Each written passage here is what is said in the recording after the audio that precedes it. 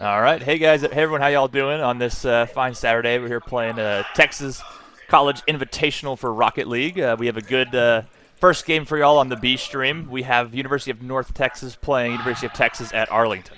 Yeah, absolutely. Wonderful, wonderful weather we're having. 55 degrees, nice and sunny here at the University of Texas at Dallas. We just had our little debrief, a little brekkie before we get started for the morning.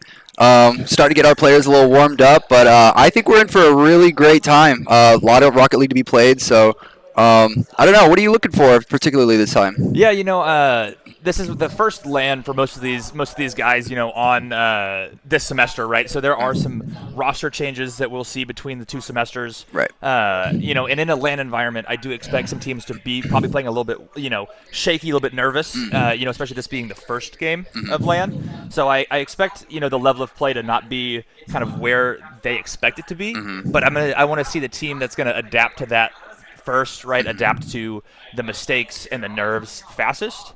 And that team is going to be the one that's going to come out on top. In this first game, both of these teams are about the same level. So it really is going to come down to that mental game and who can really adjust. Yeah, right. I think the ambiance of this facility is going to be something that kind of is like a little bit of an X factor. I know that for many of the students here, it's their first time ever in this facility, and as a student who's seen this building get demolished and then built up to what it is now, yeah, it's something special here. So I anticipate that the environment here is definitely going to be an X factor. Yeah, that's gonna be the biggest thing. I'm gonna be looking for demos, how we're rotating, if we're gonna maintain space amongst the teams.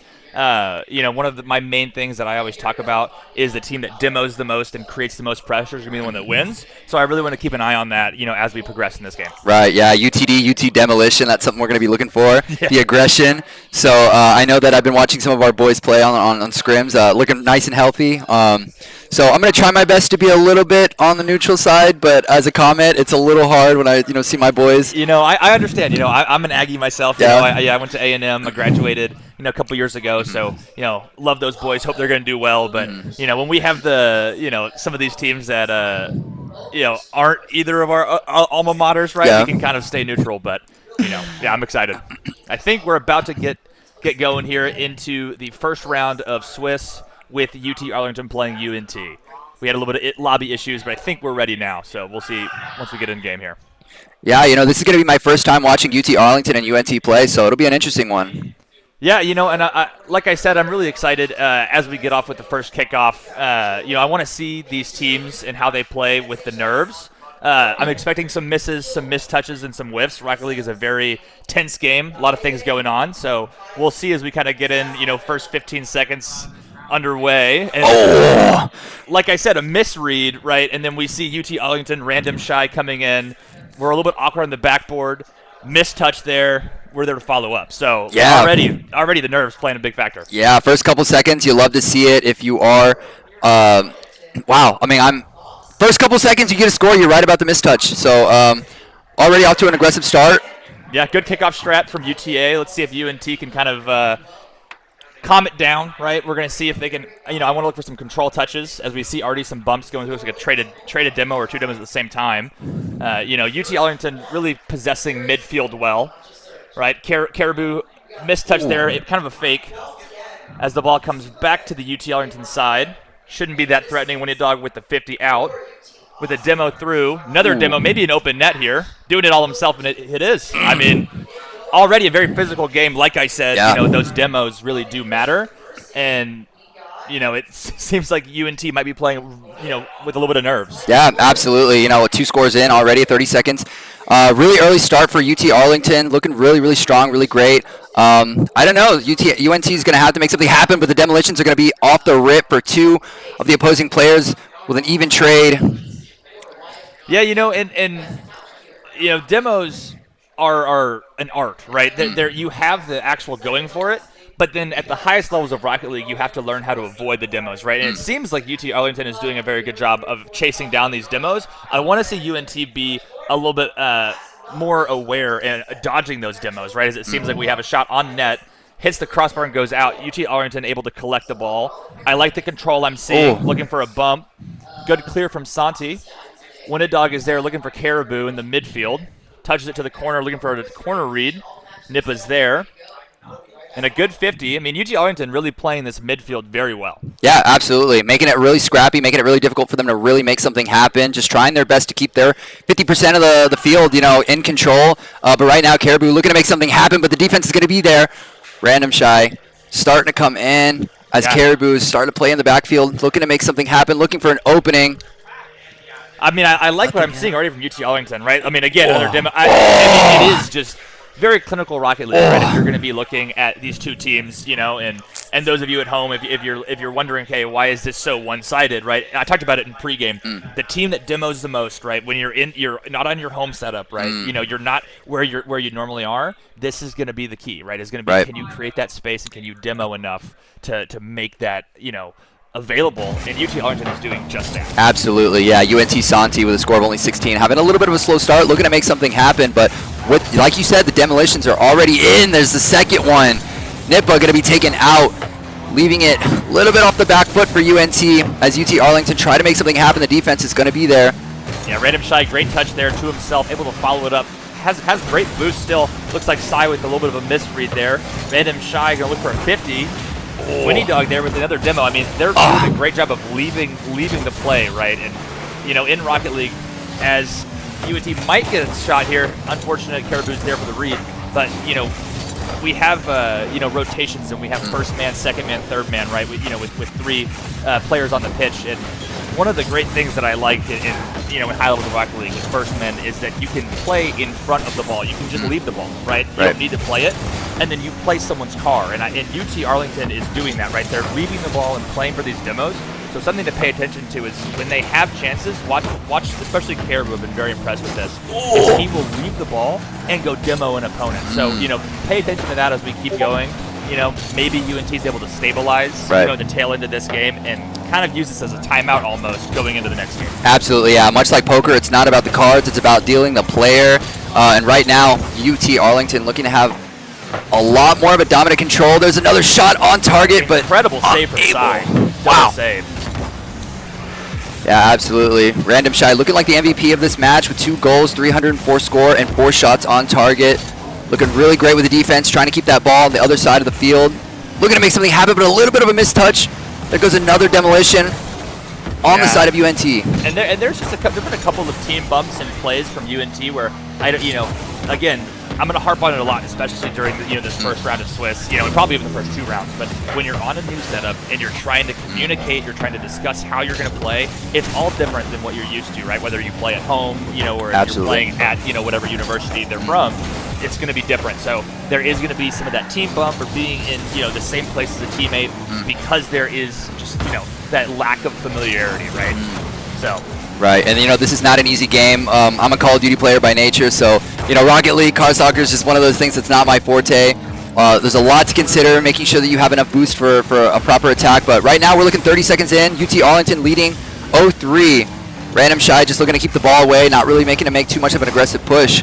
But UNT right now trying to make something happen, at least walk away with 1 score to kind of give them a little bit of confidence in the next match. Yeah, maybe a little bit of momentum here, but I really do have to say I've been very impressed with UT Arlington. They've been very dominant. They've been winning the 50s. They've been looking for the bumps and the demos. They've been keeping control of the ball, right? Which is when you make 1 touch, you're not just trying to bang it away, right? You want to touch it in a place where you can follow it or a teammate can follow it. And UT Arlington really did a great job there, this whole game. And I think that's the story of why it is 3-0, right? And as we can see in these, in the stats, Santi and Sai really just kind of not really making anything happen, right? And you can see Caribou on the bottom of the leaderboard for UNT, but he had the most impactful demos, in my opinion, right? He was an enforcer of, in hockey, right? An enforcer. He was making space for his team, and they were able to, secure the dub in game 1. Right. I don't know. I think it's pretty obvious. Random Shy looking like the MVP of that one with 4 shots, 2 goals. I did notice that Winnie Dog actually had 6 demolitions. So it's a lot. I mean, in again, like I said in the pregame, the team that demos the most, they're going to win the most, right? So if you're UNT, I really want them to start looking for the demos, right? Swivel their camera, right? Look around, say, hey, okay, UTA is out playing a physical game. They have a very physical play style. How can we adapt to it? And then now we just play Rocket League that we know how to play, right? they're at a good skill level. Now it's just, can you implement that at a LAN environment, you know, in an unfamiliar situation? Absolutely, yeah. I think this facility is going to be like one of the most even spaces when it comes to testing skills when it comes to opponents. You know, just the other day I saw that Valorant team had a 2 ping.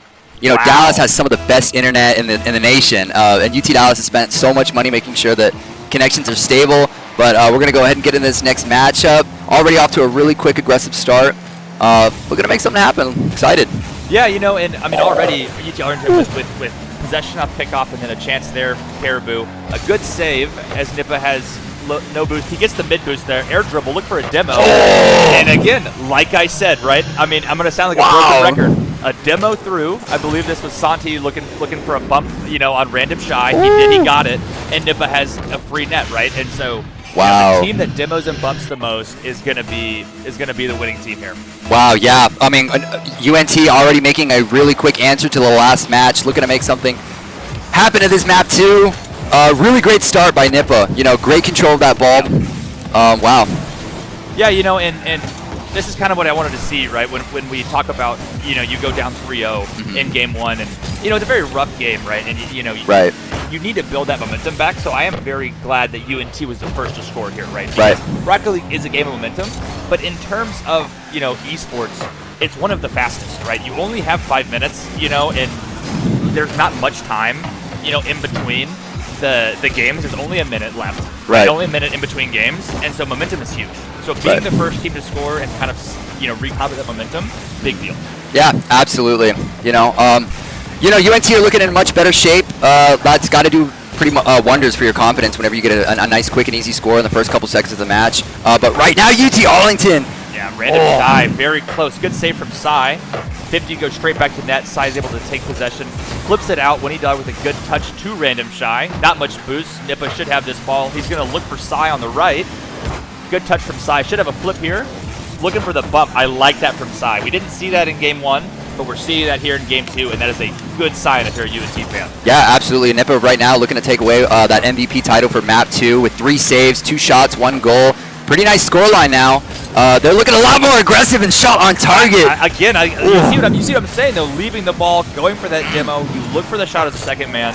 UNT playing very, very well. UT Arlington kind of getting punched in the mouth, right? Yeah. They were on the aggressive in game 1, and now they're like, oh, man, you know, they have hands. Yeah. Right? And so, you know, we're seeing, you know, less aggression, not as many demos with UT Arlington, right? And so UNT is controlling the midfield. They're controlling the pressure, right? And they're kind of setting the pace for the game. And we can see here as we are about halfway through game 2, UNT with the 1-goal lead. Yeah, absolutely. I think you know, UNT has really made a statement in this map too when it comes to their defense, when it comes to their offense. They really took map 1 personally with that 0-3 scoreline. So right now they are not messing around. You know, they're starting to get that warm-up in. Interesting stuff we're seeing from UNT. Yeah, you know, in UT Arlington here, you see Caribou trying to leave the ball, play for a demo, but UNT, like I said, they're using the camera, they're seeing it, and they're playing to it, right? And I like what Sai has done a lot, right, where he's been able to take control, he's turning and cutting on the play, having these 50s that are going in UT Arlington's side of the pitch. So, you know, Nippa collects his ball to the corner. I think Winnie Dog got that boost, which is unfortunate. We'll see what Random Shy can do here. Santi, great clear and overcommit. Rolling from UT Arlington, and Santi just rolls it in. Yeah. I mean, it's unfortunate, right? You see Random Shy, he has control. I think from Caribou and Winnie Dog's perspective, he was going to have a 50 and going to have a follow-up touch, but it got just a little away from him, and UNT will take that, right? They get a free goal there. Yeah, you know, UNT playing a lot more methodically, bringing the scoreline now 2-0. We're going to have an even trade in demolitions right off the rip when it comes to touch. Caribou, the nice little touch, but Sai's going to go ahead and regain control. But there goes an open net. Santi's going to be the only one there to defend. Yeah, air dribble bump from Winnie Dog. Very close. Again, I like what I'm seeing, but UNT has done a much better job of defending these bumps, right? Which is why, you know, this game has gone much different than game 1. Yeah, absolutely. And another demolition. Nippa going to be taken out really quick by Random Shy. Looking a lot more scrappy now, but UNT looking in really great shape right now. Yeah, UNT has had control of this game, right? And I'll talk about it as well as with the demos, but the midfield possession, right, is, you know, as this looks like a whiff there. Santi with a great save hitting that to the corner. I got a little confused because his car's orange. I didn't know what team he was on for a second, but great save hitting that to the corner. But the midfield possession is also very important, right? Can you win the 50s? Can you win the race to the ball and keep it mid? As it looks like another overgrip from UTR's third man with a corner pinch. Nippa's there for the follow. Caribou there for the save. Again, I really, the hitting these balls away, UT Arlington has been, on the back foot, and it is nerve-wracking when you know a teammate of yours got demoed. You're like, okay, well, I want to get this to safe space. Right. Doing that in Rocket League, you're just giving the opponent the free ball, and they're able to collect it and take time. As we see a double commit from UNT on the wall, Side calls the number, looking for a bump over Random Shy, can't get it. Nippa's going to turn. I mean, and this ball's just not threatening, right? For UNT, they're just wasting time. They're going to keep it in UT Arlington's half. They're not going to get scored on, and they're going to, win this game too if this just keeps up. Yeah, with less than 30 seconds now, UNT looking to make a really strong statement here in map 2. Looking to bring it in map 3. I wonder what these comms are looking like with, just this 10 seconds left. They're looking to run it down, not making it look anything too scrappy, nothing too crazy. They just want to run that time down. But, another shot on target, unable to make it a 3-0. Great match by UNT. Yeah, a very good bounce back game, right? And something that we had discussed when you're playing in an unfamiliar environment and you go down, right? The nerves are on both teams, right? And so I think UNT just had to take a game past, settle in, and they were like, okay, man, we got demoed. That was the strategy of UTA. Well, we can avoid that strategy, right? And if we do that, then we can be the team that comes out on top, right? Right. As we see Nippa dropping 600 points almost, so very good game from him. And again, I think Caribou was trying to make the demos and trying to make those plays. But I think you said Winnie Dog had 6 demos game 1, wasn't near the same, in game 2. So, if you're UTA, you need to go back to the demo, back to bumping and taking that pressure, and then UNT continues to look for the bumps, look for each other, and keep the pressure up, right? So, kind of dead even series so far going into game 3. Yeah, map 2, UNT Mean Green really living up to their name. Very aggressive map 2. So I'm really curious to see how map 3 really turns out. UNT could really continue with that momentum into the next match, or UT Arlington can recreate the magic they had in map 1. So really interested to see what those comms are looking like. Yeah, and now that we're in game 3, I expect these players to be a little bit more settled. So I want to see some more control touches, right? I want to see some air dribbles, some flip resets, even some ground dribbles, right? To where we're able to keep the ball and keep possession for longer than just one hit. Because I think now with the demos and the bumps have kind of already been established, I want to see a team start to take control of the possession game and see where we go from there. Right, absolutely. And here we get started map 3 already. Like you said, the demolitions right off the rip. UNT looking really good, making a strong start, pushing that ball. Woo! Yeah, UT Arlington's there in the corner, but a good 50 from Nippa keeps the ball in UT Arlington's half. Again, I want to point out, these 50s at midfield, again, another one from UNT from Santi, have been phenomenal, right? And they're keeping the pressure, they're making UT Arlington waist boost, right, and which will all result in a goal in the long run, right? There are things in Rocket League that happen, 20 seconds previous that result in a goal, right? It may not be immediate, as we see Winnie Dog with a backflip, Santi with a shot over. I think we might have even heard them yelling about that goal right over there in front of us. So great shot from Santi, good 50. Winnie Dog, I don't even know if he would have gotten back to that had he not backflipped. So good shot there. UNT keeping the momentum from game 2 up to a 1-0 lead already. Yeah, it's a great feeling to be all the way on the other side of the facility, hearing them pop off and yell like that. We're going to be hearing a lot of that today. So really exciting environment. Like I said, that X factor being here in the new facility. But UNT now up 1-0, looking to keep that momentum going. Yeah, strong defense and start. Yeah, good save from Nippa. UT Arlington with one of their first real chances in the past 2 games, but UNT proved that they're equal to the attack. And already back in UT Arlington's half, as you see another cut, another 50. Not even letting it to midfield, right? They're keeping them in, UT Arlington's third of the field, right? As we have another 50, Sai's going to follow. A mistouch, Random Shy with the air dribble. Gets met there by Nippa. Santi with a good read. Looks like his team is very low boost, so not able to really follow this. But Random Shy is able to keep possession. Looks for a fake, but Nippa reads it. I like what I saw. I like the fake with the control, like I mentioned, right? But UNT right now is just proving that their defense is stronger than UT Arlington's offense. Yeah, definitely. These players, they're really looking like they're starting to really warm up here. They're playing with a lot more aggression, a lot more ball control, as I've noticed. They're taking a lot more bold attacks. But right now, UT Arlington looking to make something happen, but the defense is going to be there for UNT, nothing. But there comes the follow-up, and Winnie Dog for the score to bring it 1-1. Beautiful assist. Wow. Yeah, I mean, you know, great shot from Caribou originally. It forced them to make a save. A little bit of an awkward save, and he was there to follow it up with a touch mid, right? And then there was the shot, you know, following, which resulted in the goal. Kind of another awkward save, right? So good play from UT Arlington. I like the pressure that I saw there. You know, I want to see more of it, you know, putting these guys in awkward spots. This is another good shot from Winnidog. Just a little bit off the crossbar. Ball's going to bounce up. Should be UNT's first ball. It is. But Winnidog should have control. Awkward bounce. Nippa's there. He's going to get bumped. Low shot. Again, I like that, right? He's trying to shoot it where the bump is going, you know, and very smart. Right, we'll see if UT Arlington gets beat there. They don't have the 50. Wow. Yeah, I mean, it just seemed like UT Arlington was a little bit awkward there. Sai with a touch from the corner out. It looked like Winnidog and Caribou might have team bumped each other. Both tried to connect for the ball, you know, and there for the putback. Yeah, sometimes you just have too many cooks in the kitchen. Can't make something happen. Can't handle the heat. And Sai, what a beautiful play. Yeah, and as we see Caribou with a controlled touch going to go over one. Santi gets a beat on Random Shy. Winnidog should have possession. He hits it away. Sai's going to look for this. A bad corner bounce. Sai's able to collect it anyway. Looking out for a little control. Maybe bump here. Random Shy, a little awkward touch. Nippa with the speed. Oh! With the speed from Nippa. Oh! Yeah. Nippa! And this all started from Sai's control touch. He's threatening a bump. Random Shy's awkward, and Nippa says, I'm slotting this top right. So, wow. Incredible shot from Nippa. That was beautiful. 3-0 now with about 2 minutes, 18 seconds left in this map. 3 UNT really playing off that momentum in that map too.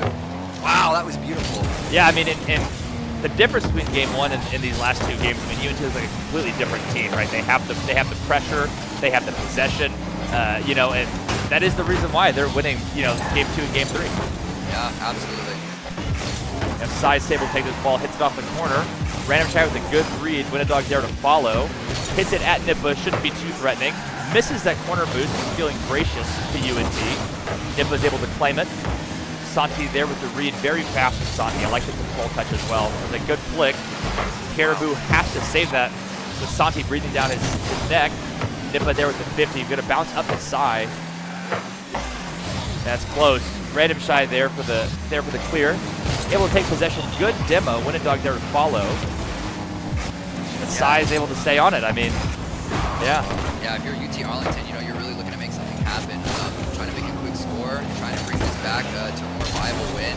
But UNT, brilliant defense. You know, they're just trying their best to not really make anything happen, but a shot on target's not going to be in the goal. That would have been beautiful setting them up.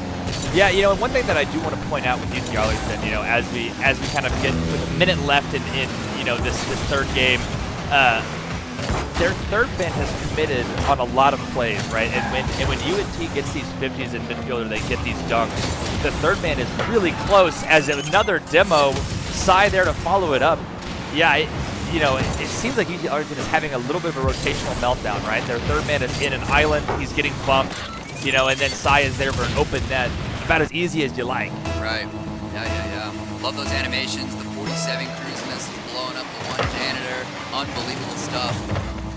Yeah, and you know, UT Arlington needs to take this last minute, right? You know, this game is probably out of reach, right?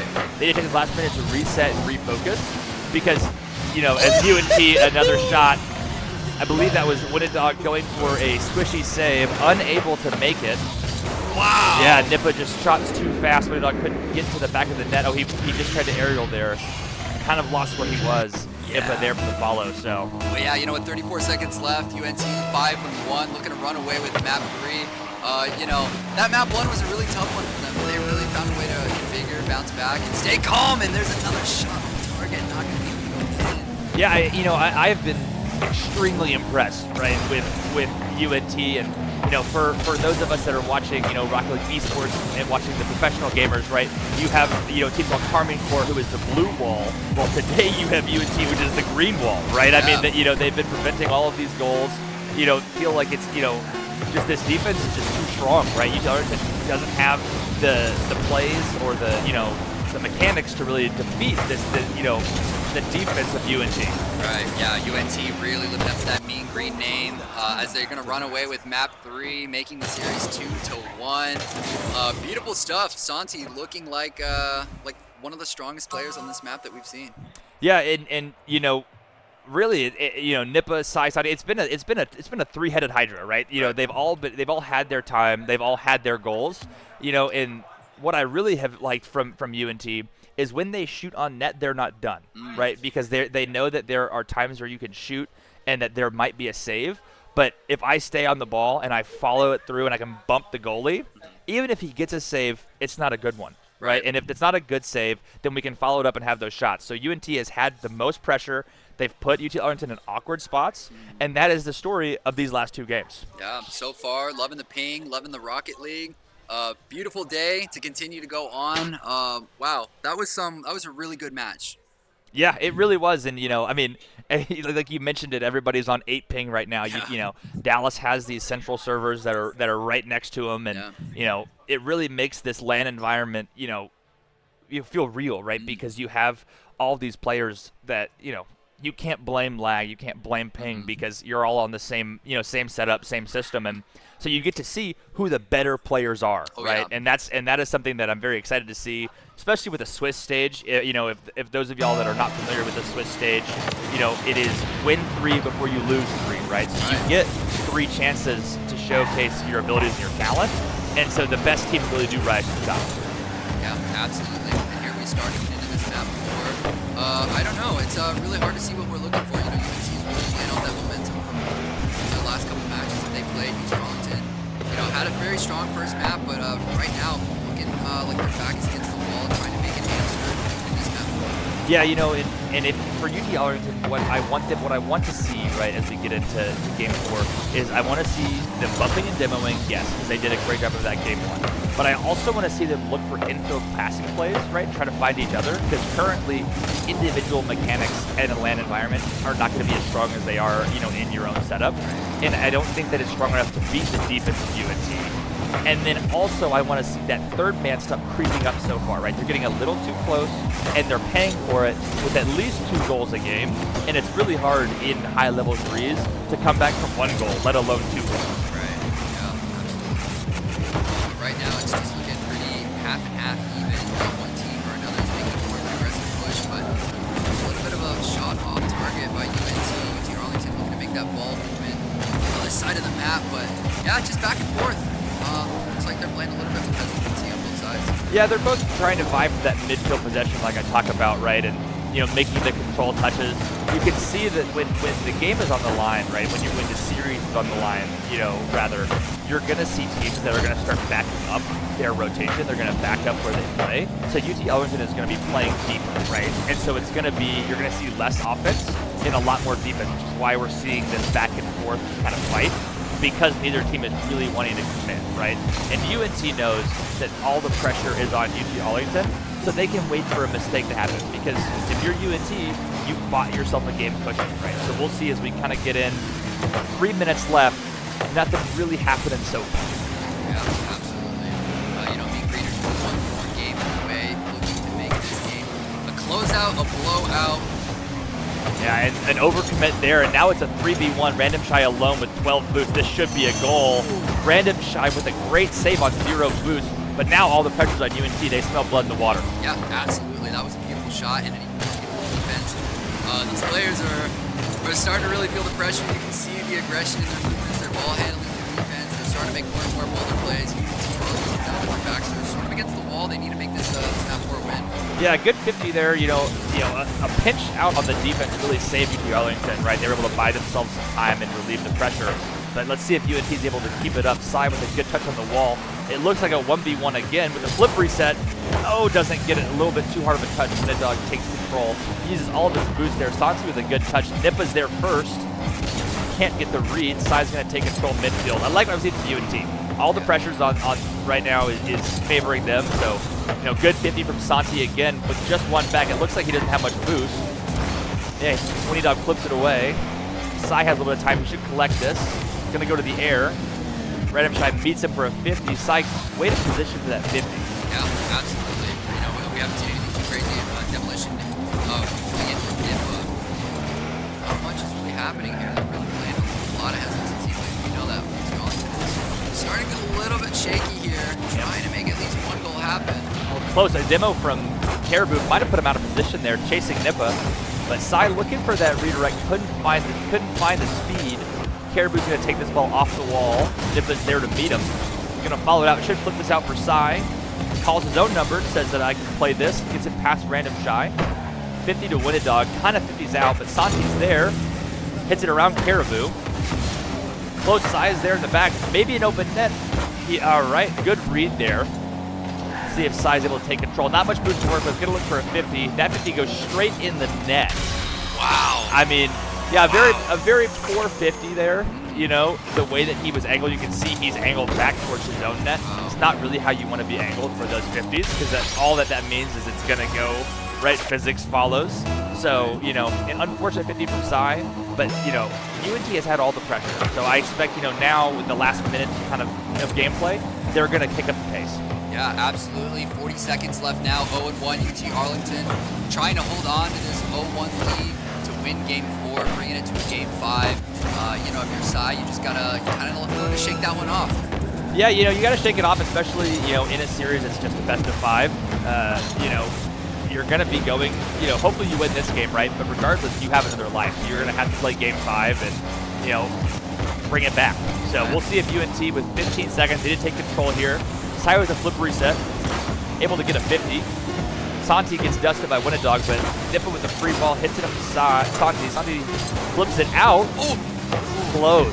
Very close. I mean, I like that play. It's going to drop here. No one can catch it, but yeah, I mean, what a first series, right? Yeah. You know, for this, you know, Texas College Invitational, right? We're already going to game 5 in the first round of Swiss. Right. You know, I feel like UNT has been the better team the past few games, but if you can't finish, right, then it's for nothing. So UTA had a great job of playing patient, right? They're playing that defensive third, and then they have that good 50, goes into the net, a little bit unlucky, right? If you're Sai, you want that one back. But a good 50, and they're able to hold on for the 1-0 lead as we get to go to game 5. Right, absolutely. You know, these players have been really, like, strong contenders. This is a really, really heated series.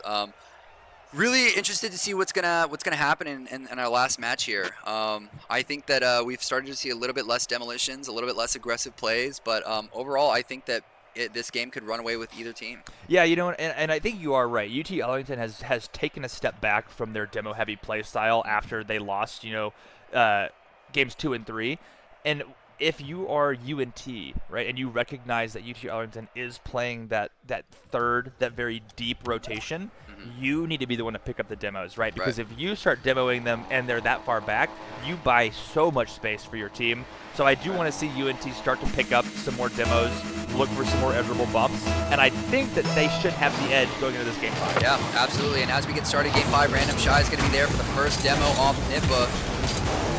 Yeah, so already up to a really fast start. These players are moving and driving and cruising. Wow. Yeah, good read from Arlington. You can see, I feel like the speed is picked up already in the first, you know, 20 seconds of gameplay. It's, I think because, you know, we're already in a game 5, right? We're in a do or die situation in Swiss, right? You don't get that many lives, right? You have to make these ones matter. You know, and in Swiss, you want to start winning games so that way later on you can play weaker opponents, right? If you win early, then you can play weaker opponents later. So both these teams really want this victory early. As Caribou with a shot in, Sai pinch save off the crossbar. The follow-up is too high. Santi takes a little bit of control, hits it at Winnidog, looking for a bump. Nippa keeps it in midfield. I like the demo through from Nippa. Winnidog is there to hit it to the wall. Looking for a read, can't get it, but Sai's awkward. Santi's there. Yeah, the vision these players have is insane. Yeah, already the pace of play has picked up tremendously, you know, in this game versus the other 4 games. So, you know, I don't know who that favors, right? I feel like UT Arlington came out in the first game playing a little bit faster and they were able to win. But UNT, I think, has settled in a little bit better. So I am interested to see who breaks the stalemate first. Yeah, absolutely. You know, this is still anybody's game. We're just kind of following up this 3 minutes, 30 seconds left in this match. You know, we've been seeing a more aggressive play style from both teams, but nothing's going to happen yet until Santi, as I say that, UNT Mean Green here to win it. Yeah, it looks like a poor 50 here. Nippa, way to stay controlled, right? Keep that soft touch. A bad 50 from I believe Caribou out to Santi. Great reaction time, able to slot that, bar down right underneath the crossbar. So great job from UNT. Yeah, absolutely. Beautiful shot by Santi there. And already another aggressive play by Winnie Dog. Not going to make it happen. The defense is going to be there to stop him. Unbelievable. Yeah, and now that UT Arlington is down, I expect even more aggression, even more speed. Right. As they also feel like, okay, well, the series is really on the line now because they weren't down in Game 4, right? They had, it was even, and then they had the lead. So now let's see, can they play with this series on the line? Right. Absolutely. Yeah.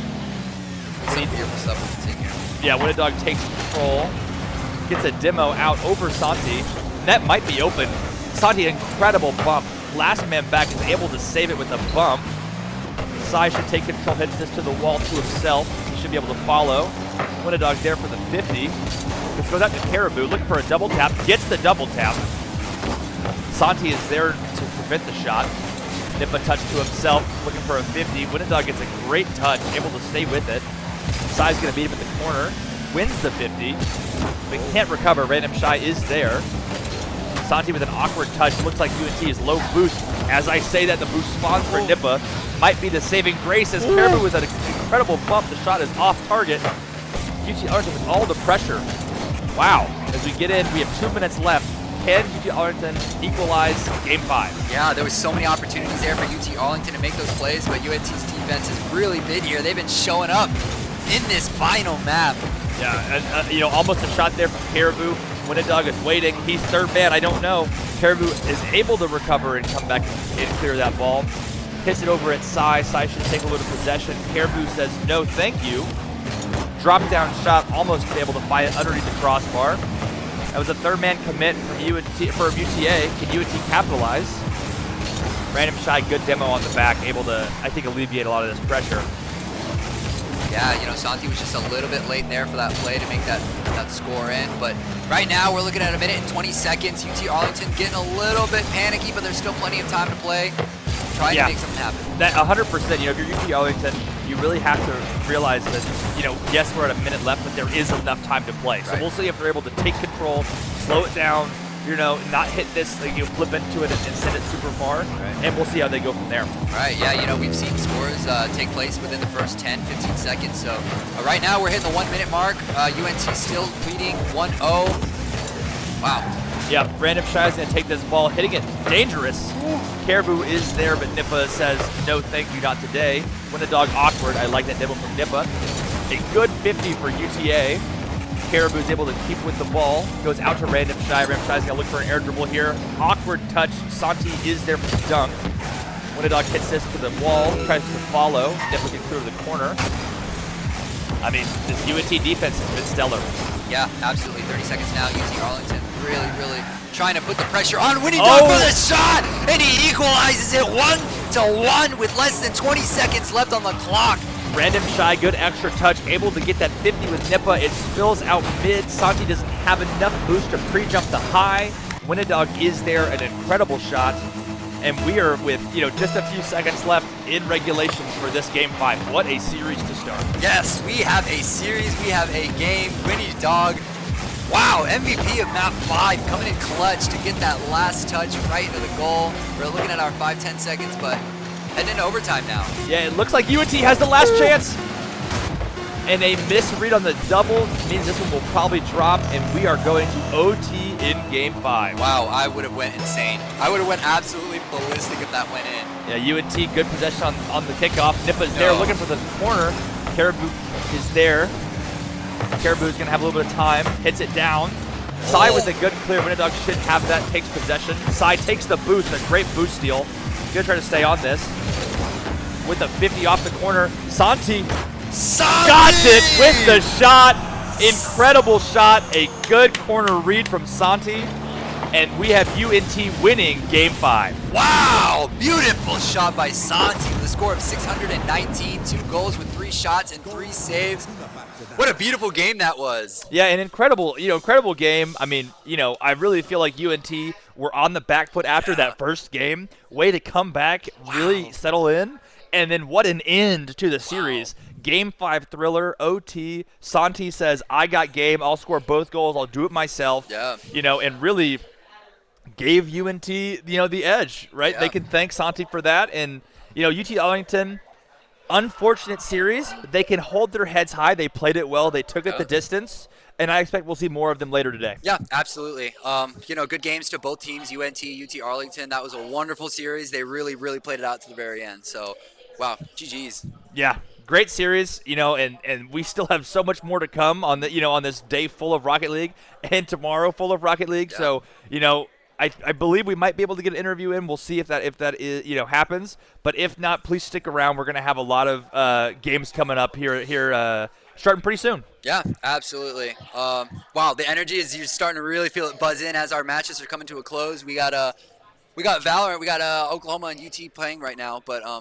beautiful beautiful match. That was a wonderful series. Yeah, and one thing I will say about the LAN environment is you can hear the teams pop off. You can hear the yelling, right? The players are just right over there, right. For us. So we can hear them kind of go crazy. And hearing when UNT scored that final goal, it was incredible. It was electric, right? And so that is momentum for the next series.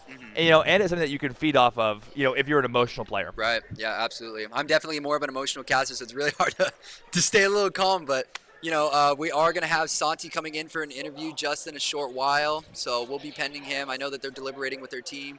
Wonderful win.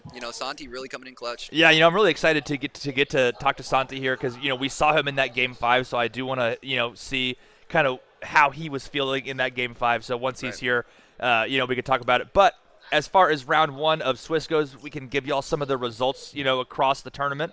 So it looks like, Lubbock Christian was able to beat UTD 3-1. Kind of expected, right? Lubbock Christian is going to be one of the strongest teams here. They have, a player from Europe coming over, very strong. Baylor is going to 3-0 Texas Tech, which we kind of expect. Baylor is the strongest team here. And then A&M was able to 3-0 UT Austin. Yeah, absolutely. But right now we have Santi here in for an interview. Come on in, Santi. Beautiful game. Yeah, come on and join me over here. All right, hello.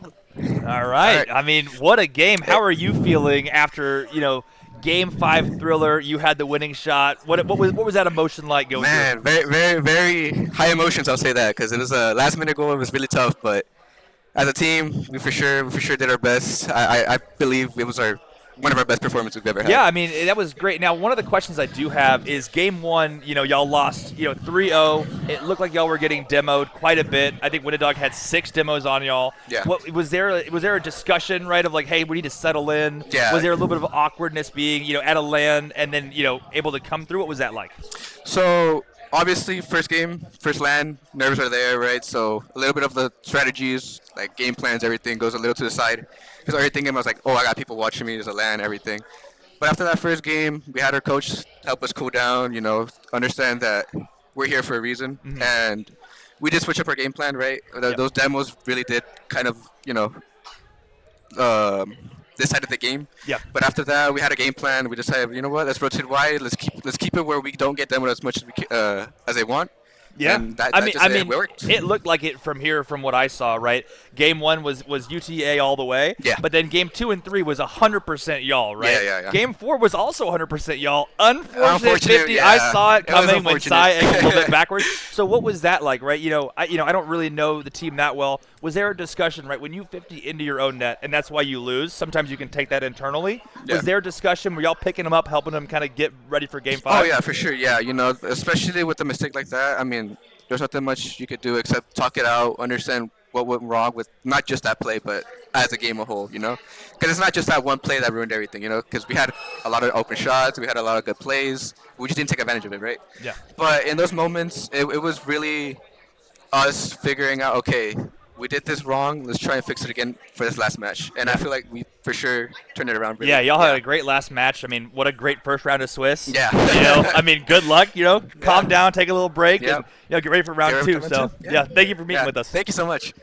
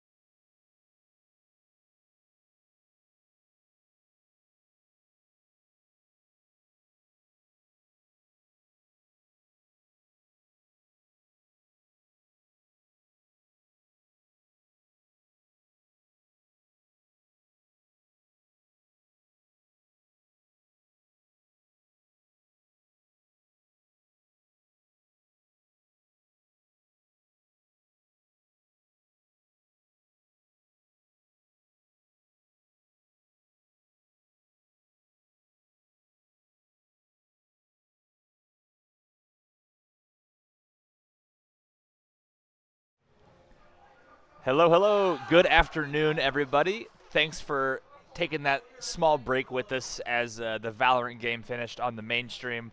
We are now getting ready for our second round of Swiss, where we have a familiar face and then a new team. We have UTD playing UT Arlington in the second round of Swiss. Very excited about this matchup. Yeah, beautiful. You know, UT Dallas, always an exciting game to watch. Just recently I broadcasted over their Southeast match a couple weeks ago. Saw some amazing stuff. You know, I think UT Dalton is a player that we're really going to be looking forward to watching. So starting to hit around lunchtime here. You know, the esports center, the facility's still been buzzing around, but all teams are just wrapping up their first matches of the day. So we're looking to get into our second one here. Yeah, very exciting. You know, I walked around in the break and got to see all the teams staying warm and playing games, and so very cool to see everybody and how their preparation for this match is. So, you know, I'm very excited. I do think, you know, about this match specifically, UTD is favored very heavily. You know, like you mentioned, Dalton, he's very experienced. He's been around a very long time. And then for T. Sabin, also a newcomer to this UTD team. Last semester was his first semester. A very good player, very high level twos player, very high level threes player. You know, and we saw UT Arlington play last match. I do think that UTD has the edge when it comes to mechanics and a little bit of skill. So, you know, not that they can't punch up. I think that they very well can. And if UTD takes the foot off the gas, we can see an upset here. But I am leaning very heavily towards UTD. Yeah, absolutely. I agree. You know, we had the opportunity to watch UT Arlington play a little bit in their first match, and they looked incredibly strong. They had a very strong start, but you know, UNT Mean Green had a really strong answer, a really good comeback to you know, bring it all the way to that last match, Game 5. So yeah, I happen to really strongly agree with you. I think UT Dallas have home advantage. You know, this is where a lot of the players come and they practice, so this is like home field for them. Yep, and I think that we do have a little bit of tech issues. Oh, so there we'll we go. see if y'all can hear us now. Now you could probably hear me. Okay. So yeah, so a little bit of tech issues, but now I think we're good. Shout out production. Yep. Thanks for helping us out. Thank you. But yeah, so I think now we're getting ready to get underway into match 2, game 1. Yep, absolutely. Looking to see what this game's going to look like. Always excited to see the UT Dallas boys. Beautiful home field advantage. Yeah, you know, and that is something I think that we mentioned, you know, in the first series, and I expect it to be true in the second series, is, you know, these UTD boys, they have played here before. This is their home facility, so there is a little bit less of the nerves and the unfamiliarity. But I also feel like there is more pressure on this UTD team because the expectations are greater, right? Right. This is supposed to be one of the best Rocket League rosters that UTD has fielded in a while, so I am curious to see as we get into the first 30 seconds of gameplay, kind of just, you know, feeling each other out, kind of trading blows. Yeah, you know, Dalton's kind of a little bit of a local legend here at UT Dallas. His performance has been exceptional the past couple years that he's been playing here. A little bit more experience compared to some of these older players, but yeah, excited to see what's happening right now. A little bit of a slow start already. Winnie Dog looking to make an attack, but nothing really going to happen yet. But I don't know. What are you seeing from these players so far? Yeah, so far I'm seeing just not a lot of coordinated offense. You know, very like I talked about at the end of the last series. There is a third man being played very far back as they are kind of filling each other out. I don't know if they've played in any of the other, like, any NACE matches or anything like that. So I don't know if these teams have really mashed up against each other all that often. So there is a little bit of trying to scope out, you know, who's who. Right. I believe that as we get, you know, almost, you know, 2.5 or 1.5 minutes done with this game, as we get to halftime, I expect to see both teams start to really pick it up. Yeah, absolutely. But right now it's just a little bit of a slow start, but the attack's going to be there with the defense. Just back and forth right now. You know, they're playing a little bit of game of chicken. One team or another's not playing a little too aggressive, not too passive, but, you know, UT Demolitions, Dalton, going to be taking out Random Shy off the map for a quick little demo. Yeah, and for those of y'all that are UTD fans and know this team, you know, you might be expecting to see Zora. Eugen is Zora, so if we call a player Zora, that is Eugen. As Zora takes a shot that Random Shy is able to save to the corner. Zora again with a follow-up. Sabin looking for this read, a little bit awkward. Zora's going to take that up the wall. Not able to find the dunk, but spills out to Sabin. Sabin taking a 50. Dalton going to dive in the corner, gets it off Winnie Dog. Sabin's going to have control, look for a low 50. the Saban special, as I like to call it. Winnie Dog does well to handle that. Able to kind of take the ball, looking for a bump on Dalton. Dalton takes too much time in the corner. That's a triple commit. The net is open. It is. So you can see, a good demo, like how we saw from UNT. Maybe UT Arlington is learning from that. We saw them in game 1 have a lot of demos. Maybe now they're realizing that is the play style. And it looked like, a little overcommit, on the goal line, not able to save that. And then a good follow-up shot. Yeah, absolutely. Rough start for UT Dallas. I have noticed that Dalton has been making a large majority of the demolitions on the side of UT Dallas. But right now it looks like UT Arlington just had the better of UT Dallas in that first score. Yeah, and I expect to see them picking up a little bit of the mechanics, a little bit of the pace of play, because UTD is the higher-rated team. Right. I expect them to be able to keep pace a little bit faster and then make the important touches at a faster pace. So I am not that worried yet. As a double commit from UT Arlington, Caribou does well to save that. Random Shy is going to clear it to Dalton. Dalton puts it back middle, but Winnie Dog is there, hitting it to the corner. Zora doesn't collect, ends up banging it back. Random Shy is going to have a touch here. Saban with a good read. Oh, a missed touch. Dalton was there, but Caribou was able to save his own teammate there. Yeah, that's brilliant positioning from Dalton. Really, standing exactly where he needs to be, ready for a shot. But, the defense from UT Arlington was pretty phenomenal. We saw on the first map that they played against UNT. Yeah, and talking about the previous matchups, right, we had UT Arlington playing UNT on stream, right, so we all saw how that went. Game 5 thriller that, could have gone either way, really, for most of the series. And then UTD played Lubbock Christian, right? And we had discussed in the beginning, before all the games started, Lubbock Christian being one of the best teams here at the LAN. Right. So there also might be an adjustment period to go from playing a team as strong as Lubbock Christian into playing a team that might be, a little bit slower or like less highly rated. So there is maybe some adaptations that need to happen as they get involved in that. Yeah, UT Arlington was fortunate enough to have a little bit more of a closer match against UNT, whereas UT Dallas not so lucky. So both teams are kind of playing off their back foot, a little bit off momentum, but 30 seconds remain now. UT Dallas looking to make something happen. Boy, I don't know. UT Dallas looking having a little bit of a slow start here. Yeah, there wasn't much concentrated offense from UT Dallas. I also didn't see many demos, right? Saban just got 2, which is important. I think that, if they watch this back, then they're going to wish that they had done that for the first, 4.5 minutes of the game. Right. But I expect that this will change, where they're going to be playing very aggressive, going to be looking for demos and bumps, and just trying to play faster than their opponents. But you are right. This is not a strong start for UTD, and we really need to see something better going into game 2. Right. I mean, absolutely. They're keeping it up, so the game's not over. Yeah, definitely not over. As I say that, I think I cursed that one. They were able to close the game out. Right. And UT Arlington with a 1-0 win over UTD. Yeah, we did see in the first map that we watched, it was a 3-0, but managed to bring it back. So I would never count UT Dallas out of this. But as a Comet, just a little rough to see. Yeah, it is a little rough, and we're gonna try to be as unbiased and professional as possible. But it's a little hard. And we are at a homeland, right? The little bit of home field advantage, is deserved to UTD. Right. But this clearly was just not the performance that we expect to see from this team. Absolutely. We really expect something better from this team. And so I want to see a change in game 2, right? We see Dalton with barely breaking 100 points. We need someone who's a veteran of the team to really step up, and make a big, change, a big impact on the field. And I didn't really see that from him this game. And I want to say that it's a little bit of getting warm. And so I'm excited to see what's going to happen in game 2. Yeah. So, we had a little bit of a long break. I know that Valorant kind of ran a little bit over, but I think I'm trying not to think that these teams got a little iced too much. So I'm thinking map 2 is going to look a lot stronger for UT Dallas. Yeah, and there is some ice, but it's even, right? Because UT Arlington was also iced the same amount as UTD. So, that is something it is unfortunate that we are kind of going with Valorant, so the timing isn't perfect, but it's equal, right? So the only thing that you can do as a player, at these LANs is play the game in front of you and play the way that it's set up in front of you. And so there is no excuse that can be made because both teams are dealing with it. Right. And already, a goal for UT Arlington. It seemed like a mystery off the wall here, or a dunk from Winnidog. Saban couldn't read the miss from Caribou, and Winnidog is just there to shoot it over his head. Really, nice. Yeah, first 10 seconds, UT Arlington making a really map one. Rough spot for UT Dallas, but you know, it's always important that you shake it off and play the next map.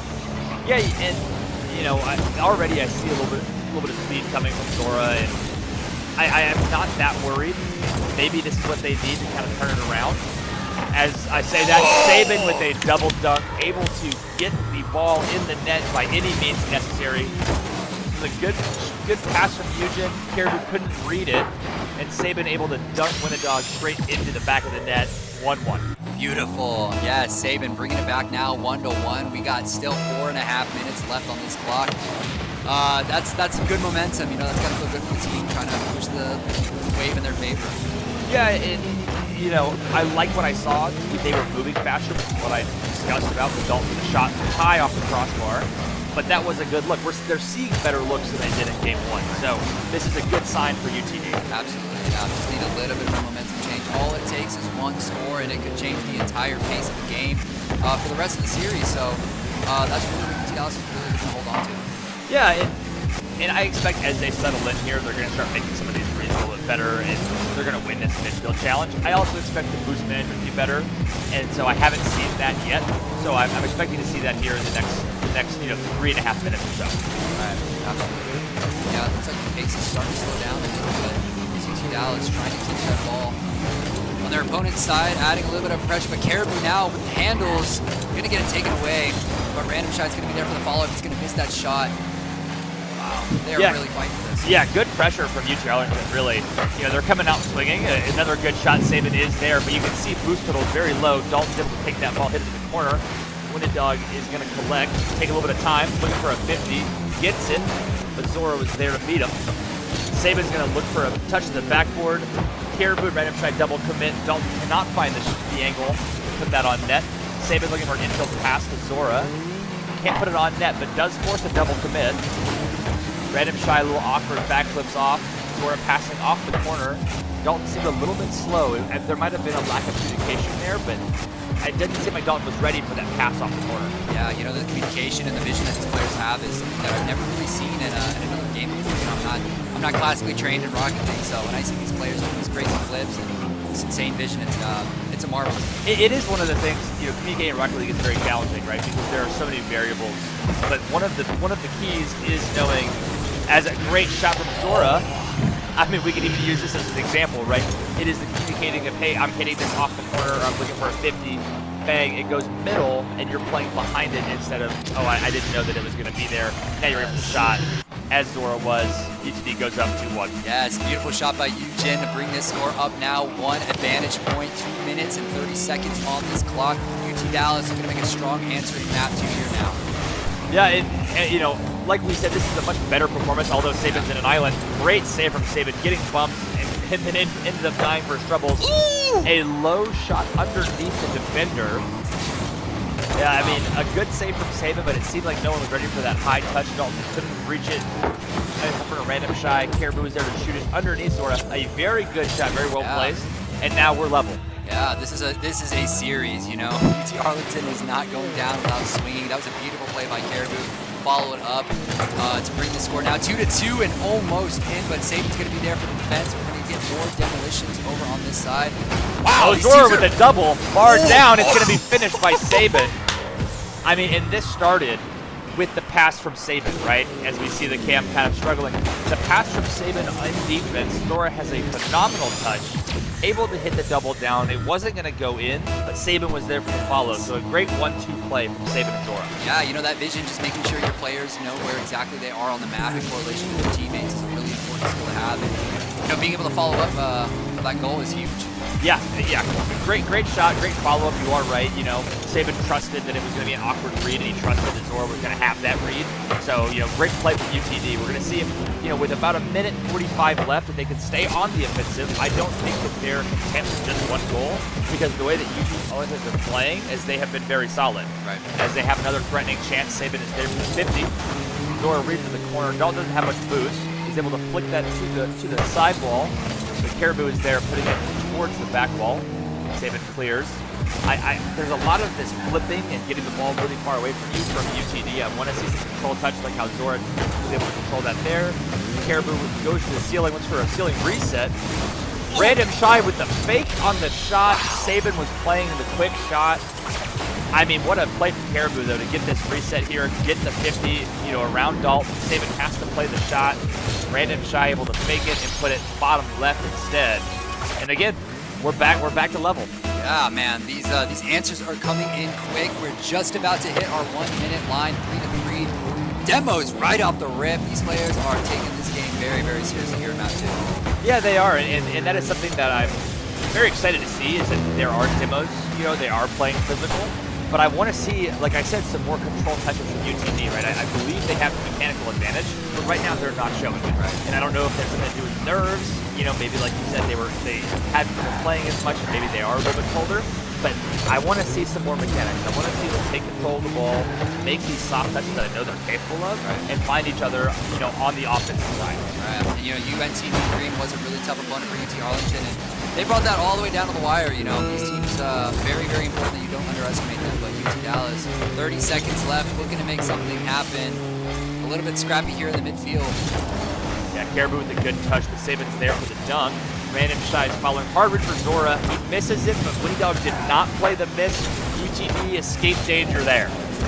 Yeah, absolutely. T-Saban, 10 seconds now, looking to make something in the right corner pocket. He's got players, but Winnie Dog's going to be there for the defense. They're fighting for it now. Eugene trying to keep it on their side of the half, but Caribou's just going to bounce it out of the way, create some space, more time. And now, we're here in overtime. We go to OT, and if you're a UTD here, you really want to win this overtime in Game 2. You do not want to go down 2-0 in a series already. Yeah, absolutely. That is backs against the wall. Got to be a big hurt for your confidence, losing to LCU and now taking a little bit of a drop for UT Arlington. So pressure's on, backs against the river. Yeah, and we'll see here as Saban takes his ball off the corner. I like the control. Looks for a dunk. I think that was Zora there underneath him.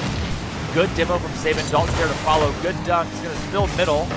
Kind of rolls along the wall. Random Shy's not going to have to follow. Zora's going to play it. Winnie Dog is there. An awkward touch on defense. Goes to the back wall. Dalton's there. Hits the corner. A double commit there. Open net for Saban. Wow, what a save from Random Shy. Another shot here. Not able to continue following it. Dalton's going to put this in the corner. Very dangerous. UTD has all the pressure right now. A good touch. Saban might have the shot here. What a save from Caribou. Zora has it. Caribou, another save. Incredible defense from UT Arlington. Wow. Yeah, that is brilliant. UT Dallas has made all these passive shots right on target, but UT Arlington has been there for the defense. Beautiful shots by UT Dallas. Beautiful defense by UT Arlington. This is a really close match right now. Starting to become a lot more aggressive from both teams. Yeah, and a misread. It goes off the corner. Zora should be there. Hits it, drop down to Winnie Dog. It's going to be cleared over by Random Shy. I think Zora wants that one back. Saban hits it around. Zora's going to push it forward. Dalton's going to take. There's not much boost inside of UTD. See if he can cook with no boost. Hits it high on the backboard. Random Shy with the read. Saban's going to take a little bit of time. Not an ideal touch. He's able to find the hit through the wall. But it looks like Winnie Dog's going to be able to make this clear. Zora should have a touch. He's going to hit that to Saban.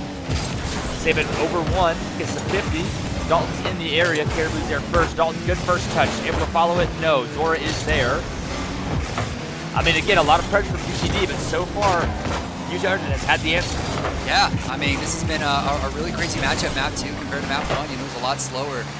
The shots have been looking a lot better for UT Dallas, but man, is this defense insane on the side of UT Arlington. Yeah, close on the double there from Saban, just a little wide. We'll see there's 3 people in the corner there for UT Arlington. Zora to the corner, has the double. Can't find it. Random Shy gets one touch. Dalton's going to take possession. He's going to bang this to the left. Maybe he goes up high on the net. Looks for the double. Gets the drop down double underneath the defender. Great shot from Dalton. Able to hit it high. Hand down, man down. Nobody on the backboard means that should be an easy read for a player of Dalton's level. Wow. Beautiful play by Dalton to bring them now 1-1 in the series. Oh, that was clutch. 5 demolitions, 1 overtime goal, but Saban, 7 shots on goal. It really kept them fighting. Saban with 5 saves, had 2 goals. Standout performance from Saban there. But, I really want to highlight the pressure, right? We have that many shots from UTD. They had, what is that, 22 shots right there about, or 23 shots about. And then you had 9 saves from UT Arlington. So an incredible job from UT Arlington to keep the ball out of the net, but all of the pressure was on UTD. They need to capitalize on those chances. Yeah. And a game like that should not be that close when you have that much pressure. Exactly, yeah. Especially whenever you get scored on early in the match. UT Dallas really showing their clutch factor here. Brilliant, wonderful matchup. We're in for a really long day of some good Rocket League. I thought that UT Arlington game was peak, but this is beautiful. It's beautiful. Yeah. If this is a testament to the level of Rocket League that we're going to see going forward, I mean, very fantastic games. So I'm excited for Game 3. I want to see UTD continue this dominance in the shots and possession. Right. And if you're UT Arlington, I want to see some demos in the midfield. I want to see them winning some 50s and able to take the ball at UTD instead of being on the back foot. Right. Yeah, that defense from UT Arlington was definitely the one thing that really kept them in that fight. So, if I'm UT Arlington, the comms are looking like they want to keep that pressure up. Yeah, as we get underway, kickoff's going to go the way of UTD. Zora's going to take this low, looking for a 50. Try to spill that out to Dalton. Good touch there. Saban's going to take this high over Random Shy. No, Random Shy floats. Great defense from Random Shy there. There's not much boost on the side of UTA. UTD is going to take possession of this ball. Saban's going to hit it off the corner to Zora with a cut there. He's going to stay on the ball with a good 50. Dalton's going to be first with this ball. Hits it into Random Shy, good 50.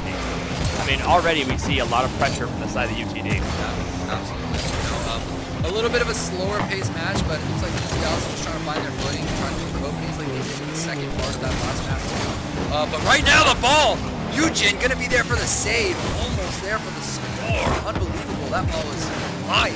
Yeah, very good redirect there from Caribou, but Zora was there to answer, so a great save from Zora. But I like that offense from UTA. We hadn't seen that in Game 2, so I like the mechanics in trying to make those tough shots, because you have to do that against a team like this. Yeah, absolutely. If UT Arlington can keep up that defense, we saw him have to, and also keep that defense. But there goes the shot! Oh, but Saban's going to be there for the defense. As I'm saying that, Dalton right now has a little bit of an opening to make something happen, and the shots are just not really going to be quite on target.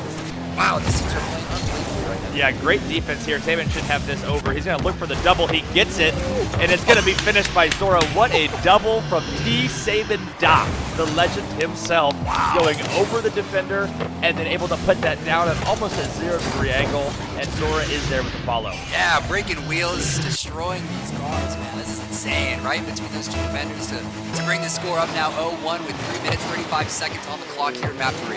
Yeah, and now we see another kickoff go the way of UTD. Something that we didn't mention a lot in the first match, but I think is prevalent here in the second one, is UTD is able to call these kickoff strats where they're going to be maintaining possession most of the time on these kickoffs. So if you're UT Arlington, we need to recognize that they have these kickoff, strats. We need to try to start doing something of our own. As the 50 goes back to Saban, he's able to clear that towards Dalton. Dalton's going to leave, go for a bump. Saban can't find the shot. It's a fake, and Zora shoots it low.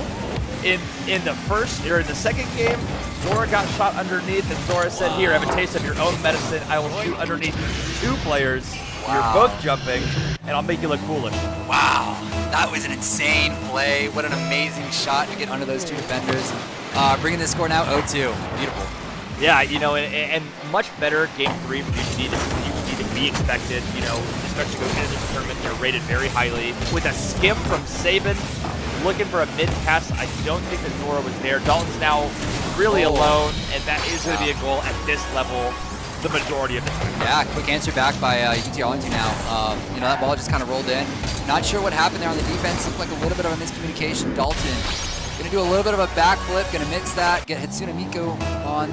Wow. Yeah, so there was a little bit of a bump by Winnedog, makes it a little awkward for Dalton. I believe it was Zora going for a read, couldn't make it in time, and then it was just 2v1, very difficult spot. All right. Yeah. Now we see UTA has possession, they give it away, Random Shy looking for a clear. Dalton's going to try to keep this in the corner, going to go to Zora after the touch. Around Caribou, can Zora make a 50? He does. It's going to spill out mid, but Random Shy is there. Great touch from Random Shy. Dalton at the sidewall over 1. He gets the double, calls Saban off. Saban's going to look for the follow here. He's going to look for a bump. Random Shy, great patience, except now a miscommunication, but it's safe. No one's there to follow for UTD. Yeah, UTD has this really unique, patient yet aggressive play style where they're just kind of playing around the ball, waiting for an opening. And for the most part, they find themselves having really, really accurate strikes on. But I don't know, this UT Arlington defense is looking like something else today. Yeah, UT Arlington, I mean, especially after the first match, they were coming to play today, right? We can tell that they're playing very good Rocket League. They've adapted well to the environment, and I'm very excited to see what they continue to do going into today and tomorrow.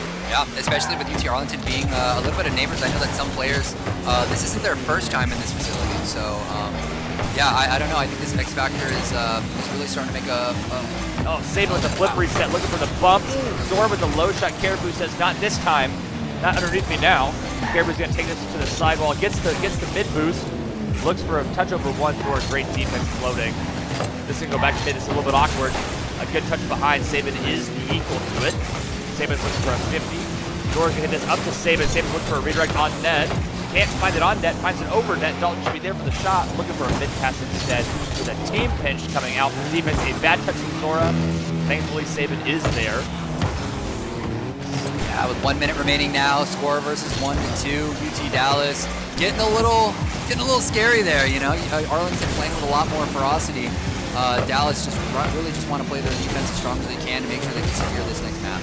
Yeah, you know, I like what I'm seeing from the defense, but I also like what I'm seeing from UTA's offense, right? They're taking chances, they're trying to bump, they're trying to make plays, which you have to do, right? You can't just be deer in the headlights or starstruck if a player might be a little bit better than you, right? We'll see that with Baylor later on. But you have to play your game, right? No matter who you're playing against, you have to play your game. As I say that, infield pass from Zora to Dalton. And a great team play with it with the errant touch. Zora's there underneath, passes it mid to Dalton, who puts it underneath the crossbar. Just unsavable. Beautiful. You know, now score 1-3. That crossbar, you know, side kick into the goal. That was a beautiful play done by UT Dallas. Yeah, great play there from UTD. And this is the Dalton and Zora that we expect, right? Yeah. We expect them to have the experience. Dalton's been around the block, right? And Zora, you know, is a consistent player, so we expect him to do the small things well. So this is a much better performance than that first game. You know, like we said, very expected result as we had thought about it going into it. Yeah, you know, 1-3 now. Looks like this game is going to be coming to an end as we move into the map 4. If you're UT Arlington, I don't know. I think right now you're kind of looking to re-strengthen your defense like we did in map 2. Yeah, you know, in UT Arlington, they're not out of this by any means, right? Right. You know, we talk about favorites, we talk about, you know, rankings going into this. UT Arlington has played these games close. These games have not been out of reach at all.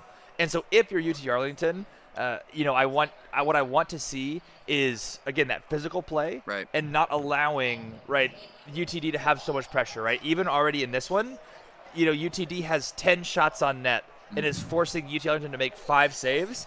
Right. When you play against any team, no matter the rank, if you allow them to have that many shots, you're going to concede, and it's very difficult to win a game if you're conceding or allowing them to have that much pressure. Yeah, absolutely. You know, it's 6 shots on target versus 10. It's a clear indication of which team was playing more aggressive, but, you know, with UT Dallas, if I were them, I would not let off the gas 1 minute. I would not get any sort of comfortability to kind of get into their comms, you know, keep the pressure on, keep their foots on next. But UT Arlington, a very, very formidable opponent. Yeah, and if you're UTD, you really have to stay locked in, and you have to say, hey, even though, you know, the first game didn't go our way and these next 2 have gone our way, right, there is no letting up. There is no, okay, we can kind of breathe, because you want to win these games as quickly as possible, right? You know, when you get into playoffs and you get into, you know, other types of, you know, top 4, top 2 grand finals, those go to best of 7, but these are best of 5, so you don't have enough time to really sit there and wait and think about it. You have to stay locked in and continue to win. Yeah, map 4 now as we get started here. Looking like a really quick start. Interesting to see what's going to happen here. I know UT Arlington really looking to make their defensive hold a lot stronger like we saw in map 2.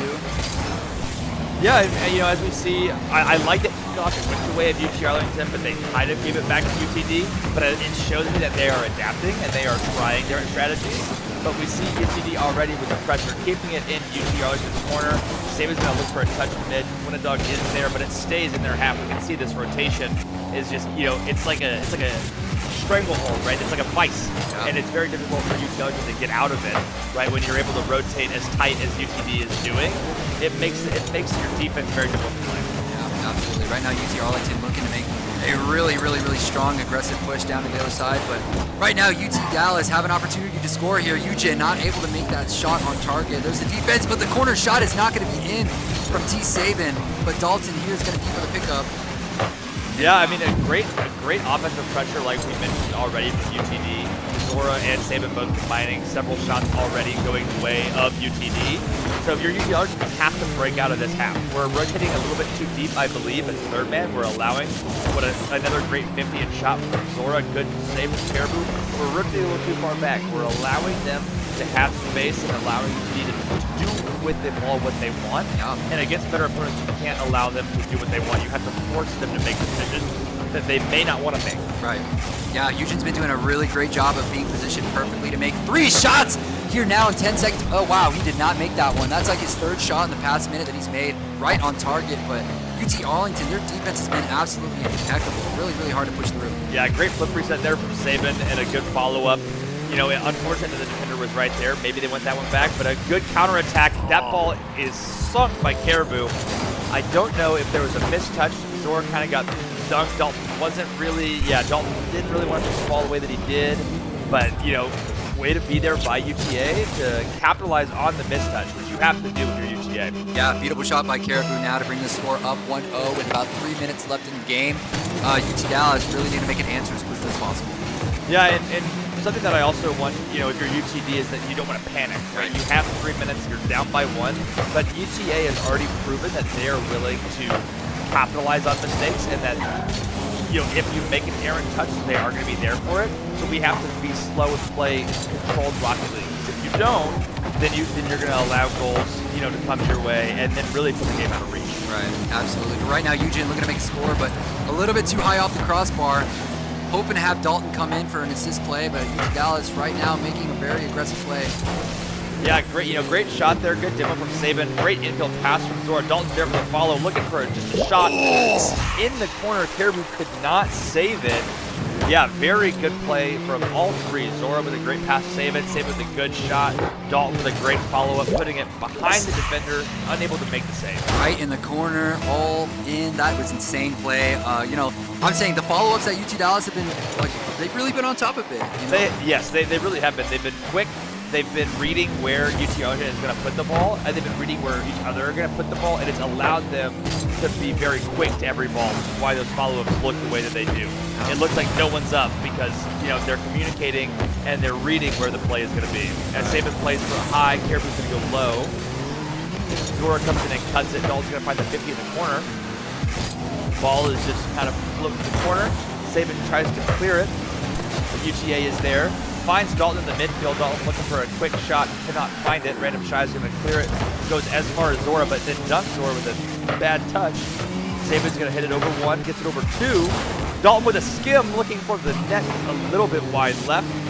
Should be UTA's ball. Random Shy looks for a 50. Saban has a little bit of time, gets dunked with it. Dalton now will be able to collect, looks for Zora out. Zora cannot read the ball.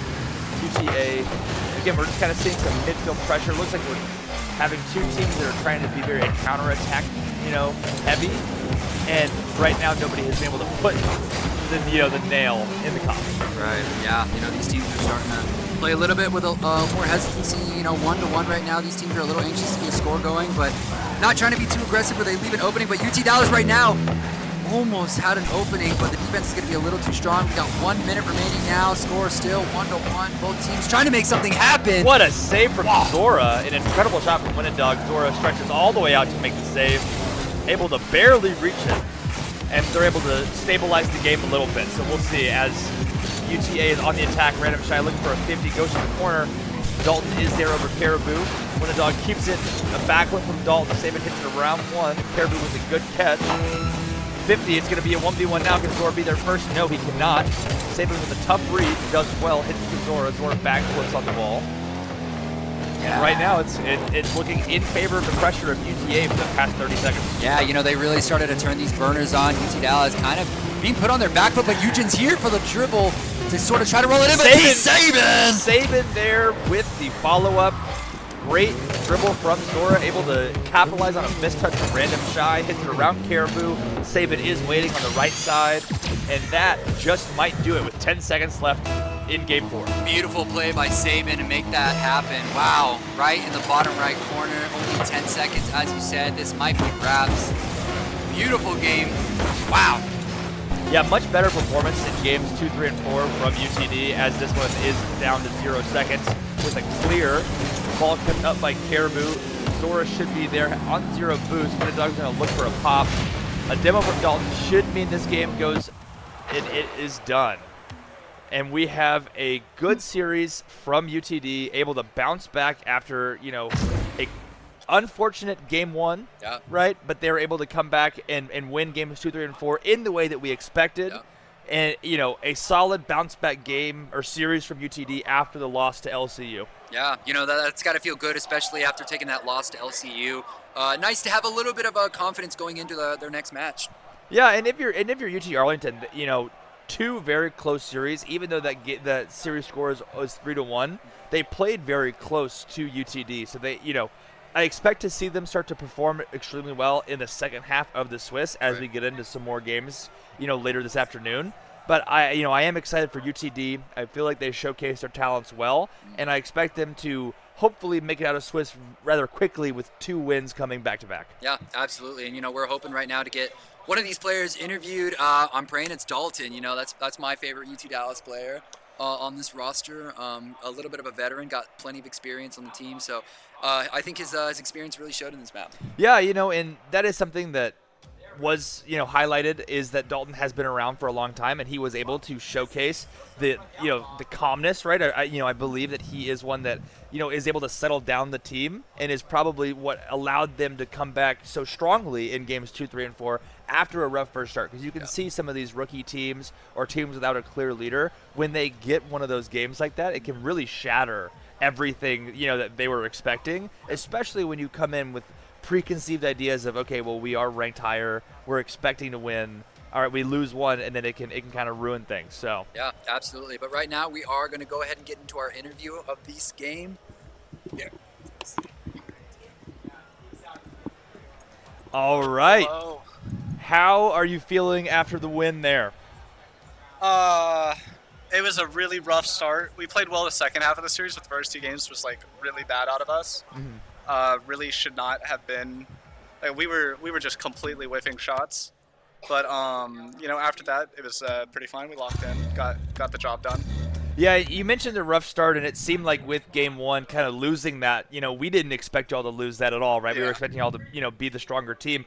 Was there any discussions on, hey, we might need to calm down? Hey, they got one. What can we do different? You know, obviously make the shots. Yeah, Right. We kind of sat there after game 1, and we were like, it's just a slow start. It's okay. That's kind of how we are, slow starting team.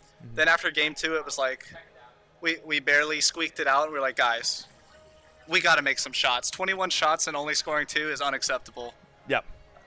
Yeah. So, And with that pressure, right, that y'all have, is that something that y'all, you know, it looked like y'all's rotations, y'all were, you know, coming very close. Y'all were really suffocating UT Arlington, right? And is that something that we're expecting, especially in the high-level Rocket League versus some of these like mid-GC, mid-level Yeah. teams, right? We're trying to just choke them out of the game. exactly. That's exactly how we like playing. We love choking the teams out of the game, boost starving them, you know, taking control, making sure they can't really do much with the ball when they do get it. That's what we like to play. Sometimes, you know, against the better teams, it's real hard to play like that. But against teams that are our skill level or lower, we can definitely continue that. All right. Well, with that being said, good luck in the next few games today, and hopefully we'll see y'all done soon. Thank you. Appreciate it. All right. Well, as we're about to get started for the next round of Swiss, I'm going to go over some of the results around, you know, the tournament. So we saw LCU beating UNT 3-0. So we saw the team that we saw on stream last game fall 3-0. We saw Baylor with another sweep of Texas A&M, as we expect Baylor to be the strongest team here. And then we saw Texas Tech with a sweep. We had the land of the sweeps. Texas Tech sweeping UT Austin. So, you know, a quick round 2 of Swiss, a bunch of sweeps across the board, and we're gonna go to a short break, get round 3 situated, and then we'll see y'all back soon. Absolutely. Yep.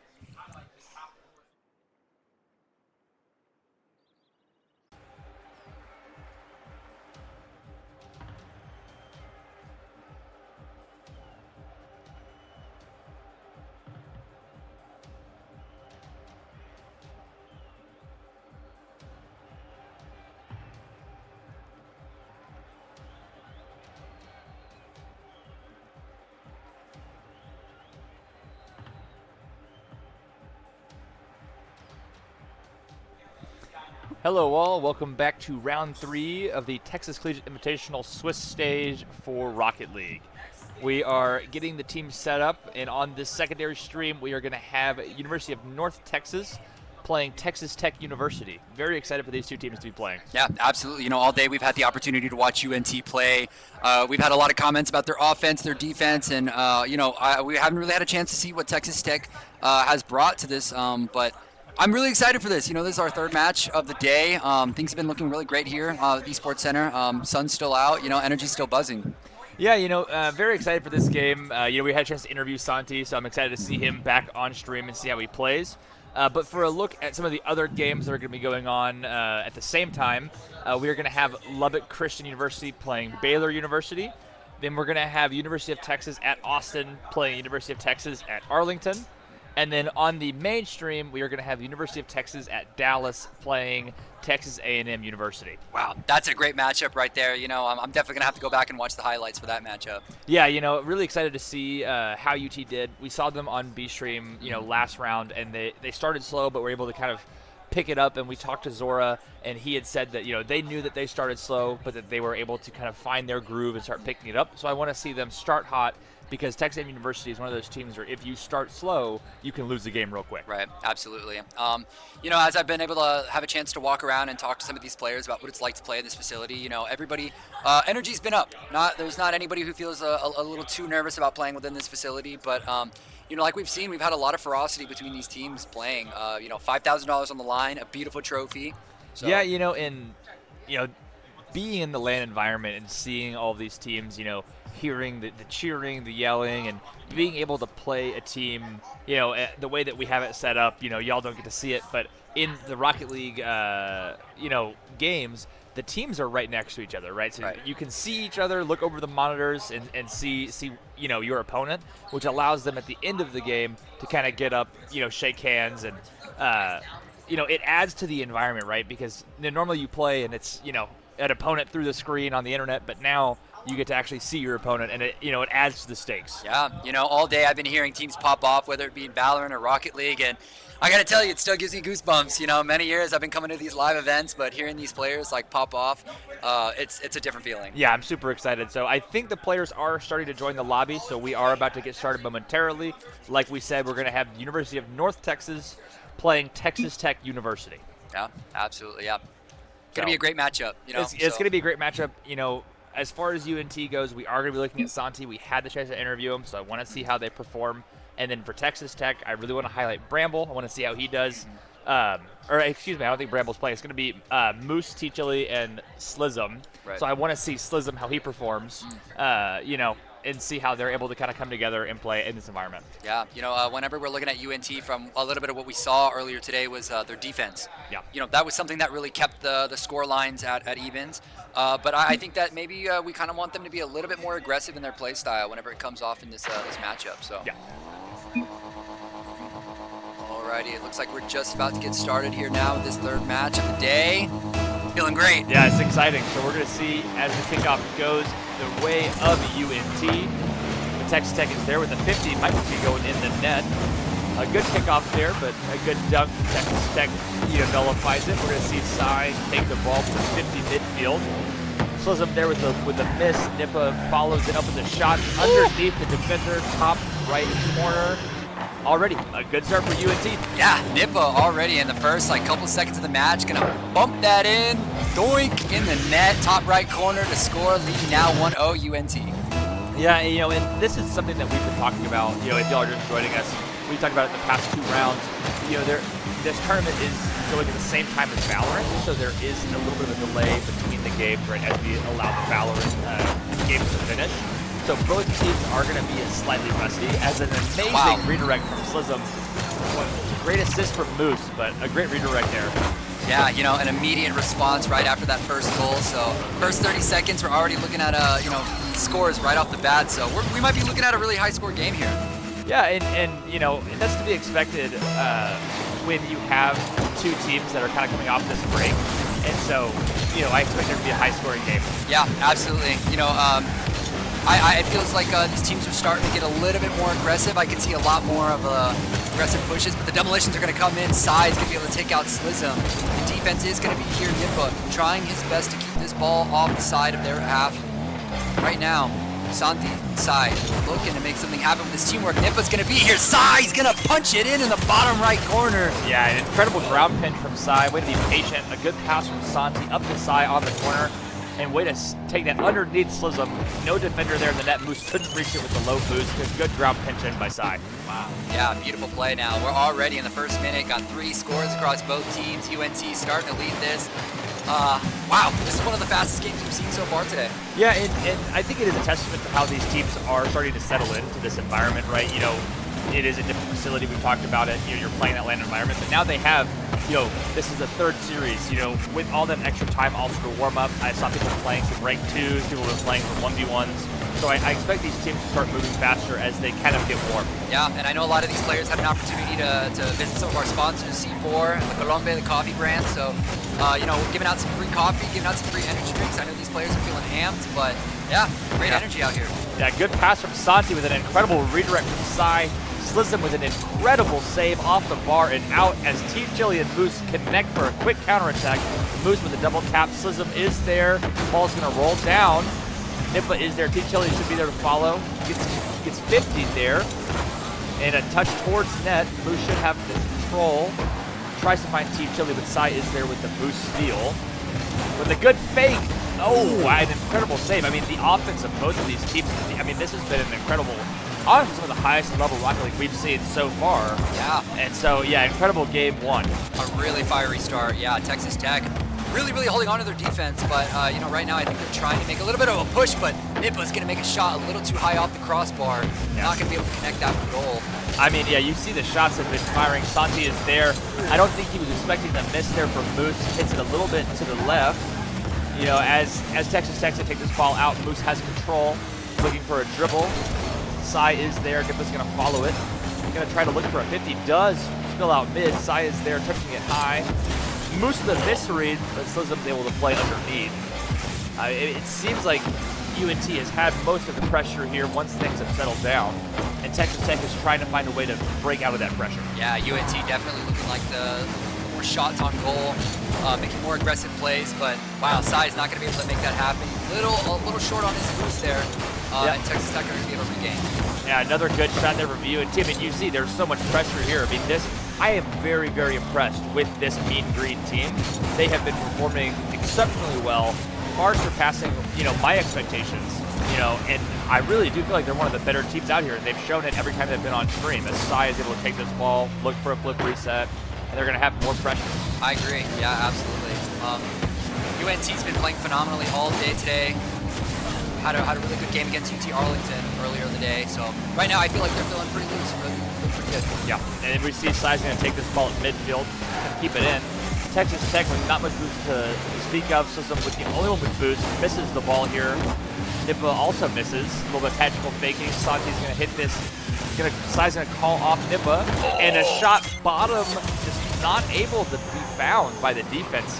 I mean, good placement, but also we don't know where the defense kind of went. Team Chili rotating a little bit too far. Thought the ball was going to get hit a little bit higher, but yeah, good placement from Sai. Yeah, 5 shots, 2 goals now, bringing the score 3-1. UNT leading with about 1 minute and 10 seconds left. UNT trying to run away with this in map 1. Yeah, I mean, really, so far, you know, the story has been all about UNT. You know, Sai has been playing extremely well.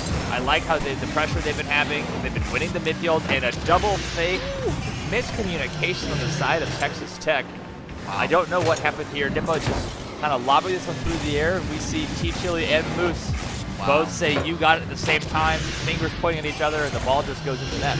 Yeah, that was crazy. You know, I'm not sure quite what happened there on the side of Texas Tech, but you know, UNT looking to just kind of drown them out here in map 1. Yeah, UNT is running away with this game. I like what I've seen. They've had the control. They've had the pressure. It's been clinical Rocket League, right? So we need to see Texas Tech, you know, take a breather. They need to start playing a little bit faster the way that they were doing. And this is another open net. I don't know if Sai comes up to it. Going to look for a mid pass. Goes off the stealing instead. Not going to be able there for the goal. Yeah, it's just been, you know, Texas Tech needs to reset. They need to play a little more aggressive. They need to be working on the offense, as this one should be a goal. It's not. Nippa, an incredible ground pinch save. Yeah, UNT. Wow. I mean, Oh. yeah. Wow. There's not much to say except that probably should have been saved, right? Yeah. It seems like Texas Tech is making some small errors. Moose tripping up a little too far. And guard the net kind of allowed Santi to hit that bottom right.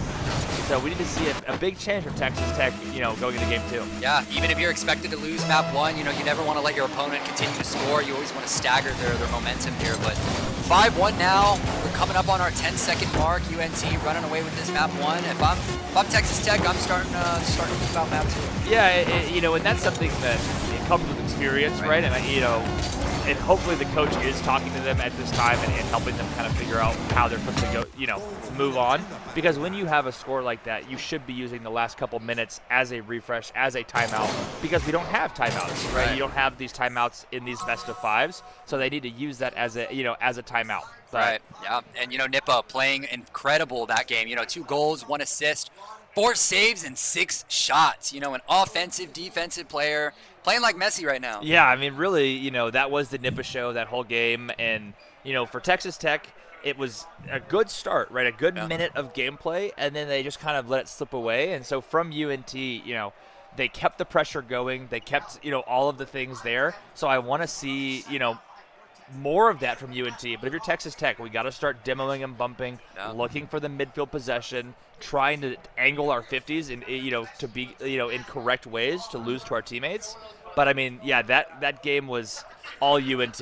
Yeah, absolutely. Texas Tech really need to start getting some more shots on the board with only 6. That's the same amount of shots that Nipa had the entire map. Yeah. When you add up your shots and it's equal to 1 player, it's not a good look. Not at all. But we're looking to get into map 2 here pretty soon. Texas Tech really got to step it up here. Yeah, I want to see them come out strong, come out playing hard Rocket League, physical Rocket League, because you can't let UNT keep the momentum the way they had at the end of game 1, or else this series might slip away immediately. Yeah, but like we saw in some of our earlier matches today, the first map you can fumble, but you got plenty of Rocket League left to play. Yes, and that's the thing is Rocket League again game of momentum, and it's 5 minutes at a time, and you got to reset after that 5 minutes. So we'll see, how Texas Tech is able to do that, as it seems like UNT is going to start off with a goal, an incredible bump. I don't know if that was Sai. We'll see on the replay. It was Nipa with a great bump on Slism. Santi just with the air dribble over Moose. Not much he can do. Yeah, I mean, great plays from UNT. Looking like a very phenomenal team. Yeah, 1-0 now. UNT lead in the first 20 seconds of this map, too. UNT playing phenomenally, making sure they're keeping, but the shot is on target. Chili's going to be there for the defense. Wow. Yeah, a great shot, able to test the goalie, which I think is an important thing to do because we've seen Texas Tech a couple times miscommunicate on the goal line and it results in a goal. So, UNT keeping the pressure already. You can see way more shots than Texas Tech. That's another shot that has to be saved by T. Chili. So, looking like a rough series so far from Texas Tech. I want them to change the story of this series. Yeah, absolutely. Texas Tech have. I think they should really be focusing a little bit more on their defense, but also while taking a lot of shots. I just think UNT are playing just simply better. They're taking more shots, being a lot more risky, playing more aggressive. A lot of ferocity from this team.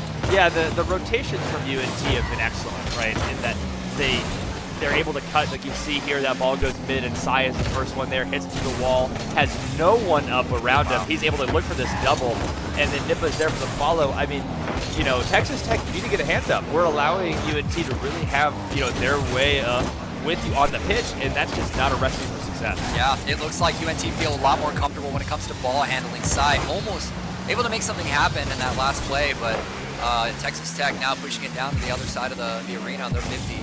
So, got to make something happen here. Santi looking for a ground pinch that's met by Slism. Moose is going to be taking a 50, goes back to T. Chili. Nipa is there for the 50. Going to win that 50, put it mid. T. Chili is going to have this ball. He's going to hit it to the corner. Santi wisely lets him hit it. He's going to take this ball off the ceiling for a ground double, trying to find Sai. I like what I'm seeing. The mechanics are looking good. The fingers are warm. And they're playing, a great bump. Almost an open net. I think Sai probably could roll that one in with the bump there from Nipa. So, yeah, I mean, great Rocket League from UNT. Yeah, I'm seeing the defense is looking a lot better for Texas Tech on this map too. Only allowing 1 goal to come in. We've got about 2 minutes and 30 seconds left now in this matchup. Texas Tech really got to step it up in the offense department, but they're looking great defensively. Yeah, they've been able to keep the UNT from scoring, but this is not a very sustainable way of playing, right? When you're just allowing teams to pepper your goal, as they're seeing there, that probably also could have been a goal from Santi.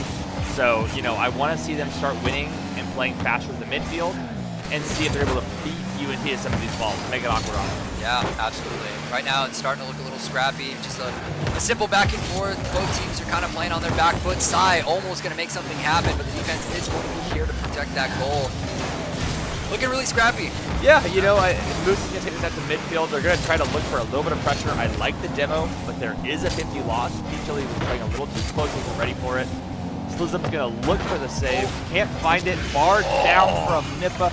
And that's all it takes with this UNT offense. One misread, one mistouch, and all of a sudden it's going to be in your net.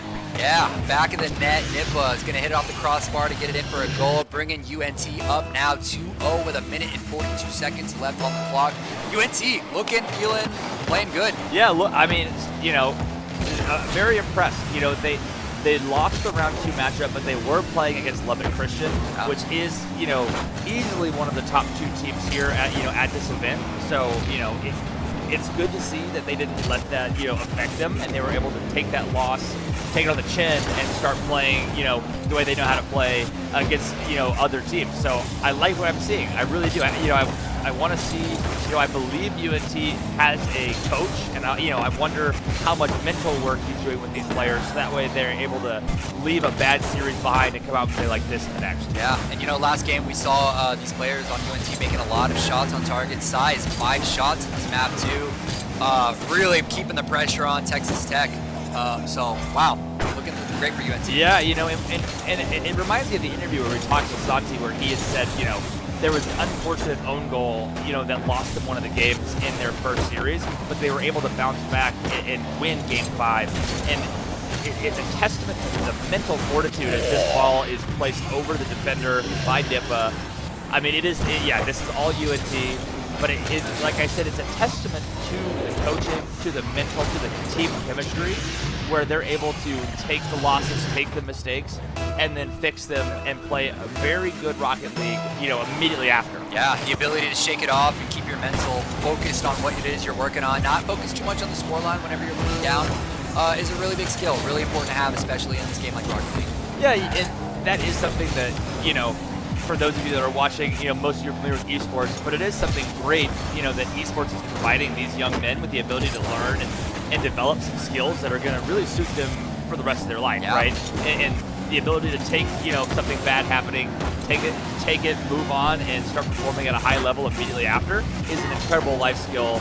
So, big shout out to just, collegiate esports and having this, event where these players get to learn, learn some of those life skills. Yeah, absolutely. But as we wrap up now, Nippa, 8 shots on target with the center.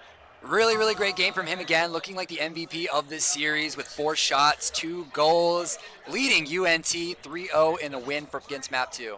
Yeah, and really, there is not much else to say other than, this has been UNT series. It has felt like they have been in control. They have been dominant on both sides of the ball. They've been dominant in midfield. The rotations have been clean, right? And so you might be hearing us talk about this and be like, well, it sounds like we're dooming Texas Tech. That's not the case. Texas Tech has had some glimmers of hope. They have to put it together in a whole 5 minute of gameplay, and they need to do these things. They need to bump and demo. They need to rotate a little bit faster. I think they're going a little too wide. They're not necessarily pathing along the boost pads correctly, right, which is allowing UNT to have all this space. And if they do that, right, then they're going to be able to make a comeback. Yeah. But right now, this is UNT's series to lose. Yeah, it's really hard to stagger a team like UNT, especially with the momentum that they're going in with these maps. They've been having a great day so far. Texas Tech, I'd say their best thing is probably their defense, but they let 5 go in the map 1 and 3 in map 2, so it kind of says a lot about the position Texas Tech is currently sitting at right now. Yeah, and the story of the game, for if anyone wants one thing to look at, it is the shots. UNT had triple the shots that Texas Tech had in that game 2. So, it is impossible to win with that much pressure. As another shot by Santi, double quit on the save. Nippa's going to look for a back pass here and a demo on the inside. Is going to hit it over 1. Looking for that double, can't get it. Another shot, Santi not able to secure the goal. Slizzum there for the save.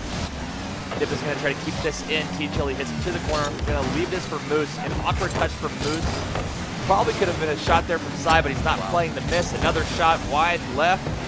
I mean, again, already, I think we're already at 4 or 5 shots, and it's been 30 seconds. Yeah, I mean, UNT are not looking to, let up easy. They're keeping their foot on necks. Keeping this momentum going, keeping the ferocity. Nippa is going to be here in the top corner, but he misses the ball, but Sai's going to be here for the backup. Not able to make anything happen, but the offense is looking beautifully by UNT.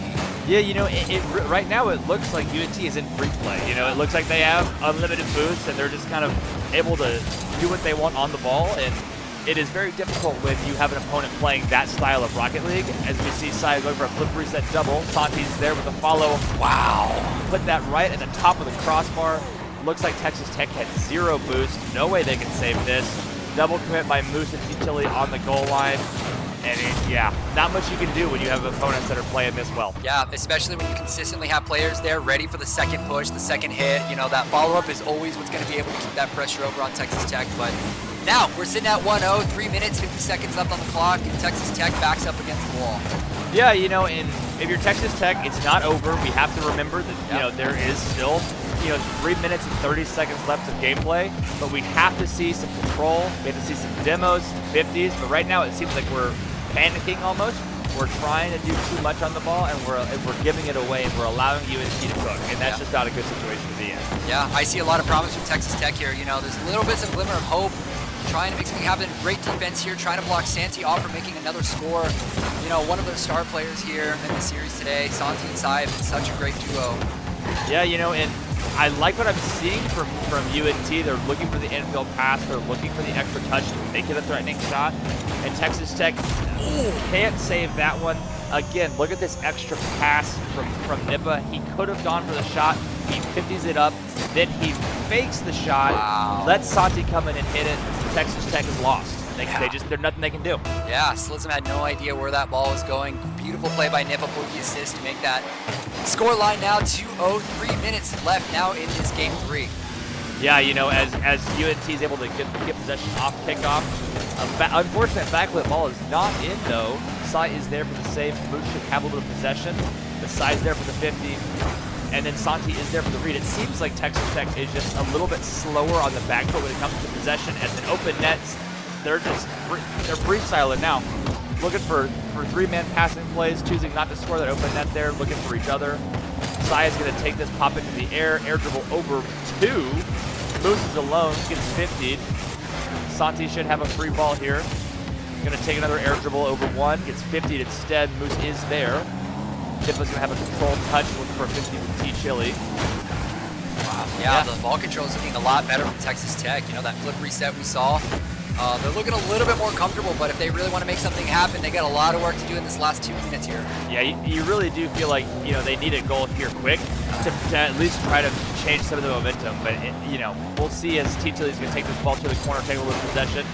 Nippa looking for a demo. I like that. You don't have to play the ball; you can play the man, right? And so I like what he did there. I like how much space that UNT has. I don't like that they left that ball for Moose, but a good 50 there. A whiff from T-Chili. Nippa's going to look for a pinch mid. Will find it. Not scoreable, though, but Sai is there with the 50. Slizzum's going to hit it upfield. Santi's going to do well to take this back and be patient. I like the possession that I'm seeing from Santi. I like that he, I don't know about that double commit there. Moose is going to fire one on net. Going to be open here. Going to be a drop-down pass. Sai's looking for the double tap. Will find it. An incredible shot from Sai. Yeah, UNT is firing on all cylinders. Yeah, Sai now with 4 shots in this game 3, bringing the score up 3-0 with his first shot on goal today. We got 1 minute and 17 seconds left. UNT looking to run away with this. Yeah, again, we've talked about UNT's. We probably sound like a broken record to those of you at home, but this really has been UNT the whole way. Yeah. So, this is a series that UNT can go back and watch and look at the tape and be very proud of how they've played. Yeah. They've been playing as a team. They've been playing midfield well. They've been playing defense well. There's really not much negative to say here. Yeah, lunch is coming up. They're going to have a lot to talk about, a lot of smiles going around. UNT looking like the best team synergy. Nippa's going to be there for the tap in, bringing it 4-0 with less than a minute now. It is looking very grim for Texas Tech. Wow. Yeah, this might be it. Now, if you're Texas Tech, this is one of those difficult things that I was talking about earlier, where you're going to have to take this loss and you're going to have to move on. Yeah. Their day is not done. Their tournament is not done. Yeah. They have to be able to come back from this and start playing Rocket League again, in probably 30, 45 minutes, right? So take the momentum, take the L, and know that, your best Rocket League is yet to come, right? Absolutely. I think that there's a lot of promise on this Texas Tech team here. I think they're just having a little bit of a staggered day. Like you said, there's still plenty of Rocket League left to be played. There's still a full weekend of games to be played. Yeah, so, UNT, phenomenal series, looking extremely strong. I would like to see them play the UTD because it seems like they're about, similar skill levels. So I want to see what a, I mean, there's not much to say. Beautiful. UNT came to play today. Yes. They came to play today. Those backups. Nipa goes in for the first shot, barely makes it in, gets tapped out. Sanji's going to be there for the follow-up. Bringing this scoreline now 5-0, 8 seconds left. UNT are already thinking about lunch. Yeah, and I believe that this was, almost a perfect sweep. Only a couple goals being scored by Texas Tech. I mean, we are in online free play, doing whatever it is that we want to do. Fake kickoff. Santi goes up the right wall side, is pre-dripped off the ceiling, crossbar and down. Yeah, 47 cruise missiles to take out one janitor. UNT looking very strong and powerful. Yeah, I mean, honestly, probably one of the most dominant series we've seen today. I know we haven't watched Baylor play. I know that they've had some dominant series, but an incredible series from UNT. Really great Rocket League. Big shout out to them. They came to play today. Absolutely, yeah. Good games to both teams there. Nipa had a wonderful series all day, especially there against Texas Tech. MVP, looking like MVP for the weekend for sure so far. Yeah, and we've talked about it a lot. We're going to get one of the UNT players to come up for an interview. We don't know who it is yet, so stay tuned, and we'll get that sorted out for you. But, yeah, a very dominant performance. I like how they bounced back from losing to Lubbock Christian. They came out and showed that they're here to play, right? And maybe, against Lubbock Christian wasn't their best Rocket League, and they're wanting to show, hey, we have what it takes to beat these teams, that are favored to win the tournament. Yeah, a lot of mental fortitude it takes to come back from a loss like that. I believe it was 1-3 they lost against Lubbock Christian. So to come out here, Texas Tech, play their hearts out, absolutely dominant scoreline as we saw. Yeah, so, big shout out to UNT. Like we said, we have more games coming. So, as we get this interview set up, stay tuned. This game was pretty quick, so I don't know if any of the other games have finished. We don't have those scores just yet for you. We will give you that update, though, as we receive it. But then we still have 2 more rounds of Swiss to be played. So, right now, as this one is done, if you want to check out the mainstream, check out UTD playing A&M, right? And so check them out, see how that game is going. But, yeah, we're going to have this interview here momentarily. Yeah, excited to see what the comms were looking like inside that UNT's Discord. I'm sure it's laughs and smiles all around, especially right after that map, too. Really dominant performance. So, shout out to UNT, shout out Texas Tech. Really great game. GG's, very great players. Yeah. So, we will see. Give us 1 second as we figure out what's going on here next. I'm really excited to see what that UT Dallas A&M game looks like. Yeah, I am too. We can tune into that mainstream and see what it looks like. I am curious. I think those teams are very evenly matched in skill level, so I want to see how where they are at. Yeah, absolutely. As a Comet, UT Dallas, it's always really exciting to watch them play. So I know that Texas A&M is your alma mater. Yes. Yeah. I do represent A&M. I didn't play Rocket League when I was there. But now that I have watched a little bit of the A&M Rocket League team play, and obviously I'm gonna root for them whenever I can. Yeah, I am a Comet, so I have to take the opposite. Yeah. So it'll be best to win. GG's, whoever wins comes out on top of that game, but always an exciting matchup. Yeah. So I think for now we're going to go for a quick break, while we figure out if there's going to be any interview or anything going on for these next games. But we will be back soon. Yep.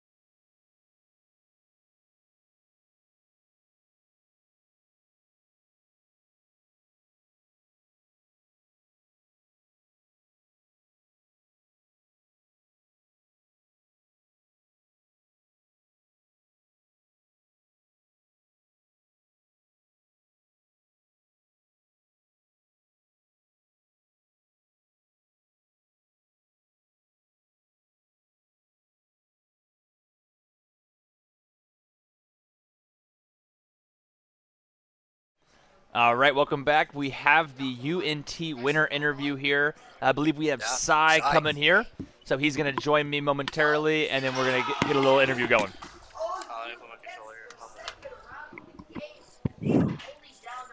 All right, Sai, thank you for joining us. Welcome to the desk.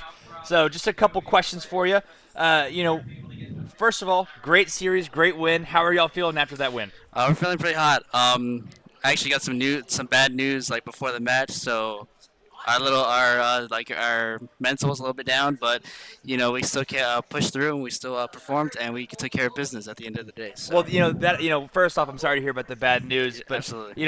Something that I also pointed out and we talked about while y'all were playing was, y'all lost to Lubbock Christian 3-0 last round, Yes, and sir. then are able to bounce back, Yes, sir. 3-0 here. Is there coaching? What y'all have great mentality. What is the driving factor for how y'all bounce back? We weren't super upset about how we performed against LCU. Yeah, it was a sweep, but we kept the games close. We know they're a really, really good team, so we didn't beat ourselves up over it. We knew we could have played a little bit better, but our coach helped us out mentally and to push through and not to be upset going into the next series. It's all about resetting and coming back stronger the next series, and we ended up doing that against I think it's Texas Tech. Yeah. Yes, sir. Yeah, so how were the vibes in Game 3 especially? Because it looked to me like y'all were like in an online free play match, unlimited boosts, just trying to pass to each other, freestyling. Like, were y'all feeling it? Were y'all feeling yourselves at the point there? Or? We were locked in. Our manager and our coach decided they're like, hey, like if you're feeling it, try a few kickoff strats. If you're feeling it, be confident, play confident, because we're gonna need confidence against these better teams. At the end of the day, yeah, I mean, yeah, well, we definitely felt like we were in free play, felt like we were able to do whatever we needed to, whatever we wanted to, and also along all that we were able to have fun, and that's what really mattered for that series. Yeah, that's great. Well, thank you so much for taking the time to meet sir. with me. Good luck the rest of Yes, the sir. day. So Yes, sir. hopefully y'all catch some more dubs. I appreciate it. Thank you for your time. I Yep. appreciate it. Thank you for the interview.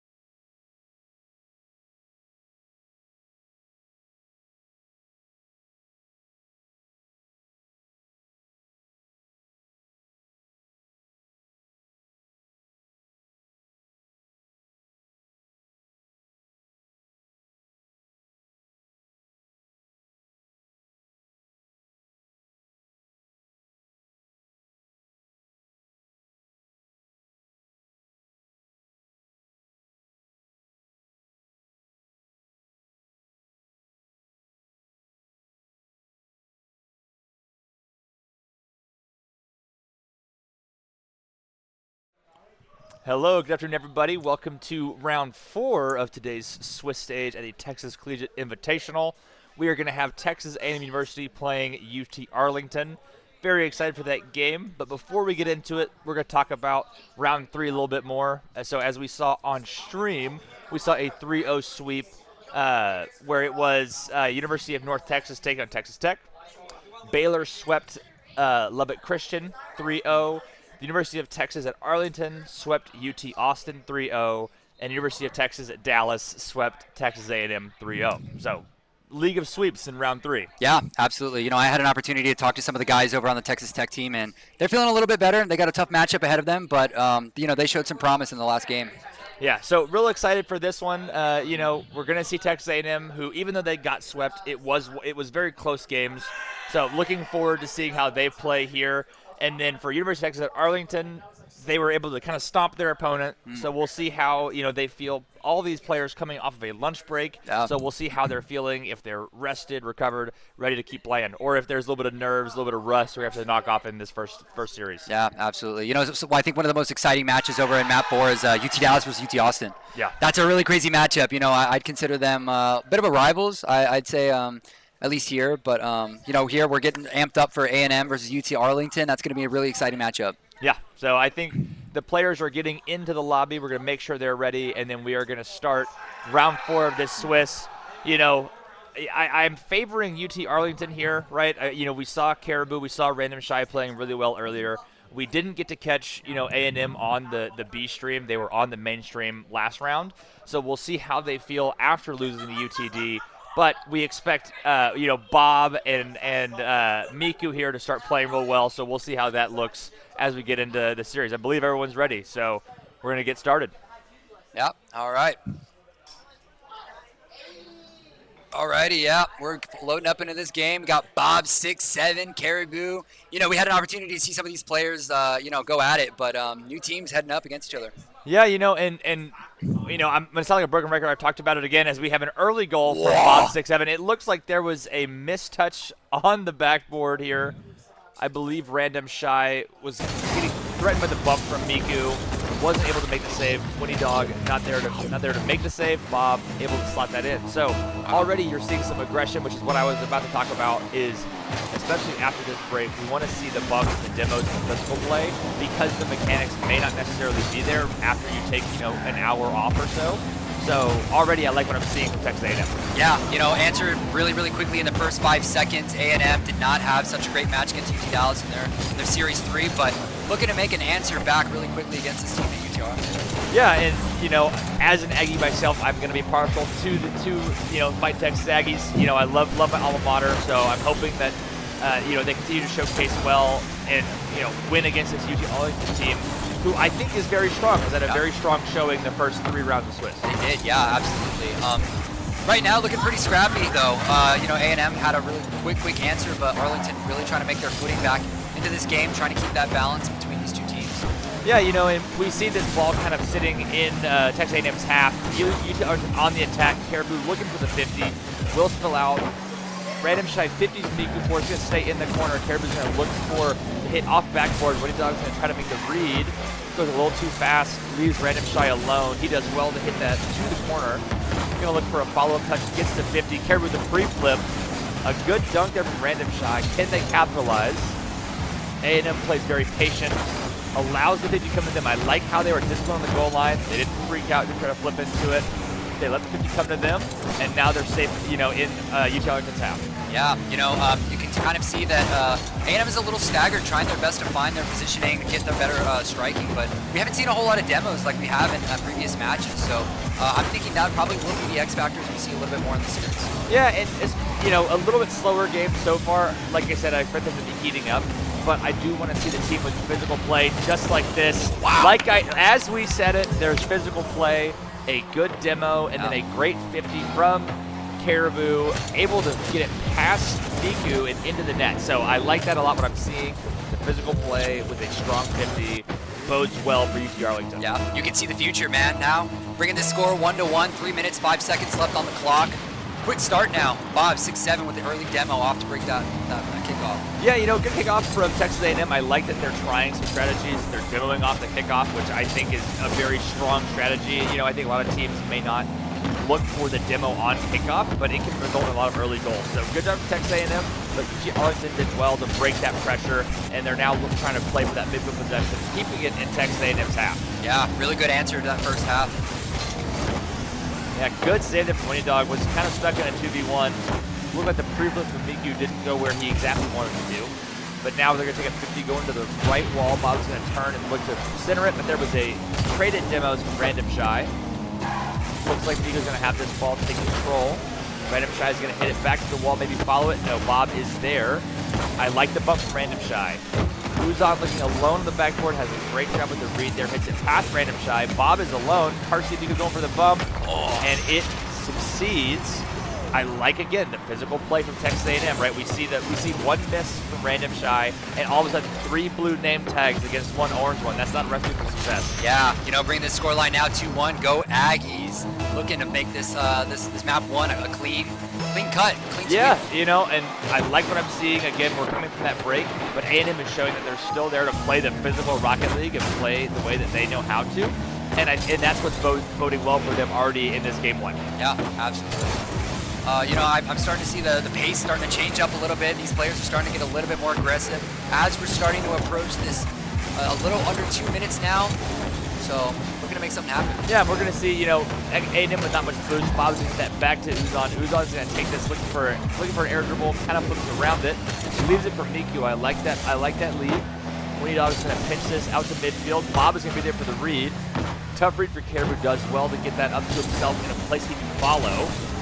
You're looking for a flip reset, leaves that for random shy. Basically there for the cut. Winnie Dog is there for the clear. Not a great clear, puts it a little bit in danger. Miki with the fake for Uzan. Bob is there. Wow, what a play, but unable to finish. Hits it on the outside of the crossbar and it pinches back out. Uzan here has time. Miki with 2 bumps. I like the fake, and what a goal. You can see the writing on the wall there. They did a great job of keeping the pressure. UC Arlington didn't have much boost. A fake from Uzan right to Bob, and he sinks it. Yeah, this synergy from A&M is looking wonderful. Bob 6-7 with 6 shots now, 2 goals, bringing them up 3-1 with now about a minute left in this game. Yeah, and right now, this game has been all Texas A&M, right? UT Arlington hasn't been able to really break out of their half, and when they haven't had much boost, right? And as we see an open net here, that's going to be some. We are at 4-1, an incredible game out of Texas A&M off this break. Yeah, ice in the veins, bringing this game now up 4-1. A&M trying to take map 1 as quickly and as cleanly as possible, not giving UT Arlington any time to breathe. Yeah, as we had talked about in some previous series, right, these are best of 5, and so these games go by quick. So if you're able to make a statement in game 1, that momentum can carry you through to the end of the series, right? There's not enough time for these teams to really mentally reset, which is why we talked about UNT and how good they've been, because they have shown such mental fortitude. So, I am excited that A&M has scored as many as they have. They're keeping the foot on the gas. Yeah, absolutely. We've got 30 seconds remaining now. These players, if I'm UT Arlington, I'm really starting to strategize what Game 2 looks like. I'm going to start talking about some of the changes to make as opposed to Map 1. Yeah, and, we're getting down to the end of the game. I hope that maybe UT Arlington's going to find, a goal in the final few seconds, maybe carry some of that momentum going forward. But right now, A&M has matched every attack that UT Arlington has tried to throw their way. So, as this game is now 0 seconds, that ball will drop from the corner, and a very solid game for Texas A&M. Yeah, after that 0-3 loss against UT Dallas, A&M took a little bit of a lunch break, had a little bit of time to talk about their strategy for this upcoming Game 4, and looks like they had a really good deliberation. Yeah, they did. And as far as this game 1 goes, I really want to see more from Random Shy. I feel like, he wasn't playing up to what we have seen in the past. But big shout out to Bob 6-7. I feel like, he was kind of silent in the on-stream match. I was able to catch a couple games of that. And so to see him playing as well as he is, I think that is a big difference maker for this team. Now you look at him with 7 shots. Yeah. All of UTA had 6 shots combined. Yeah. So when you have one player who has more shots than your whole team combined, that is a great sign for Texas A&M. Yeah, really strong back you got to have in order to carry not only your team, but like pretty much the whole lobby. So, when you're the best player in the lobby, right? That's how it goes. So we'll see if he's able to maintain that form, or if UTA has an answer to it in Game 2. Yeah, great way to make a statement here in Map 1. As we start to make our way towards Map 2, I think UT Arlington really got to get more shots up on the board. They really got to start playing more aggressively, but so far, yeah, looking really great. And it starts with the midfield presence, right, and being up with enough time to have those midfield 50s. I also feel like A&M did a really good job stealing the boost of UT Arlington, because when they did get it out of their half, they weren't able to really secure much, and they didn't have enough boost to follow it up. As we see a missed kickoff there from UT Arlington, but it works out. They get a little bit of possession, but A&M is able to get it out of their half, put it in the corner. Miku there with the 50, looking for a bump, can't find it, but Random Shy is going to throw that to Uzan. Uzan looking for a double, wide open net, hits it just a little too high. Miku there with the 50, Winnie Dog will meet him. Going to hit that over to Caribou. Caribou has a little bit of space. What can he do with it? Takes his time, looks for a flick, can't find it. Miku there with a misread in the corner. Good 50 from Bob, lets Miku have possession here. He's going to go over Caribou. Uzan going to try to hit that ball. Could have maybe faked it for his teammate. Not sure about the comms there. But again, good pressure already from A&M. Yeah, the synergy in A&M has been really, really good. As we've seen, Map 1, they've been really playing incredibly well off each other. The communications have got to be crispy, clean, smooth in that Discord. Yeah, so, and that is one thing that we're seeing here with some of the communication. We talked about it, but when you're on a setup that isn't the same as the one that you have at home, there is a little bit of difference in the communication, how you might, you hearing each other how you might be, how each other's sounding. So, we'll see how this goes, how it continues on. Yeah, absolutely. We got about 3 minutes, 40 seconds left in this matchup. A&M is looking incredibly confident, powerful. UT Arlington really desperate to make an answer for this map too. Yeah, and again, right now we're at 0-0, but I want to say most of the pressure has been in A&M's favor. They've had, most of the boost again, so we'll see how they continue on in this midfield. As Random Shy takes this ball, looks, tries to get a 50, Bob is there to meet him. Winnie Dog with a shot on, but Uzon is there with the save. Ball is rolling in. The synergies have been looking incredibly great. Yeah, UT Arlington starting to look a little bit more confident. Their shots are looking a little bit more clean on target, but Bob, 6'7", is going to be there for the collect. Winnie Dog trying his best to handle, get it on the other side, alleviate some of the pressure off of his teammates. Yeah, good 50 there in the midfield. Uzon's going to take possession here. We're going to see Random Shy is going to pop this ball up. Good bump there. As we're going to see Random Shy take control here. Looking for a 50 out. Bob 6'7" is going to have it. Caribou with the clear. Miku is there to meet it at midfield. Over Winnie Dog with the free jump. Uzon has a shot over Random Shy. Great shot from Uzon with Texas A&M taking the lead again with 2.5 minutes remaining. Yeah, great shot there. Well placed over the defender. So I like what I'm seeing. We'll see if UT Arlington can fight back here with about half the game remaining. So good kickoff, but a strong demo again for Miku. A&M has been doing a great job with these demos off kickoff. Already with the free jump passing play. We'll see how, if Caribou with no boost is able to take this out of his half. He's going to lead us to Winnie Dog smart. But does he have, what can he do? With a flick over one, Bob 6'7" is there. A good pass middle to Random Shy. Great counterattack from UT Arlington, showing that they are still in this game. So, we like what we're seeing from UT Arlington. They're able to bounce back after a slow first game, and then they're in this second game. They have to try to find each other, use their teamwork that we saw earlier on stream, and they're doing a great job with it so far. So we'll see, if A&M is able to continue with this dominance and this possession. But as of right now, UT Arlington is able to fight back and score one. Yeah, absolutely. 1-1 score now. UT Arlington, much better answer for map 1. Yeah, much better answer. They had the pressure. They looked for some bumps and looked for, for team passing plays. And that is what you need to win, especially when you're not having the individual mechanics. Great bump from Random Shy. Should be an open net. Ooh. And it is. Again, off the bump there, off the demo rather, right? So we see a great demo from Caribou, or from Random Shy, excuse me, and Caribou there for the shot. So great play from UTA. Yeah, UTA turning on in 6th gear, turning the burners on, answering strong and confident map 2, bringing the score 1-2 with 1.5 minutes left. Yeah, and a great response in this second game as another kickoff goal happens to go to the way of UTA. A great pass there, a good read off the backboard. Random Shy forcing Bob to make a flick, probably an errant choice. Boink. But they're shooting it underneath the defender. Great shot there. Yeah, Caribou, nice two-goal lead, putting them up, making UT Arlington really comfortable here. Yeah, and this is the response that you needed, especially after getting beaten in the way they did in Game 1. So I'm glad that they were able to kind of recover and regroup and show that, this isn't going to be an easy series for either team. Yeah, absolutely. And I think that's what we need, right? The first series of the day went to Game 5 OT, but really ever since then, it's been a bunch of 3-0 sweeps, right? We haven't really seen many close games. So what I want to see is, I am an A&M fan, but also as a Rocket League fan and a Rocket League enjoyer, I want to see those Game 5s. I want to see close series because that's what's best, as a viewer. Yeah, absolutely. I think that they're looking pretty good. UT Arlington just needed a little bit of time to warm up. They're going to get the demo from Winnie Dog off Uzon, trying to make something happen, trying to put them on their back foot. But yeah, with about 38 seconds left, it looks like UT Arlington might run away with this map too. Yeah, it looks like at this point is when, if A&M is to score here at this next possession, we probably should start looking at, okay, how do we get ready for Game 3? And so we'll see as Uzon takes his ball. He's going to look mid for Bob. Bob has a pre-flip touch, but Caribou is there for the save.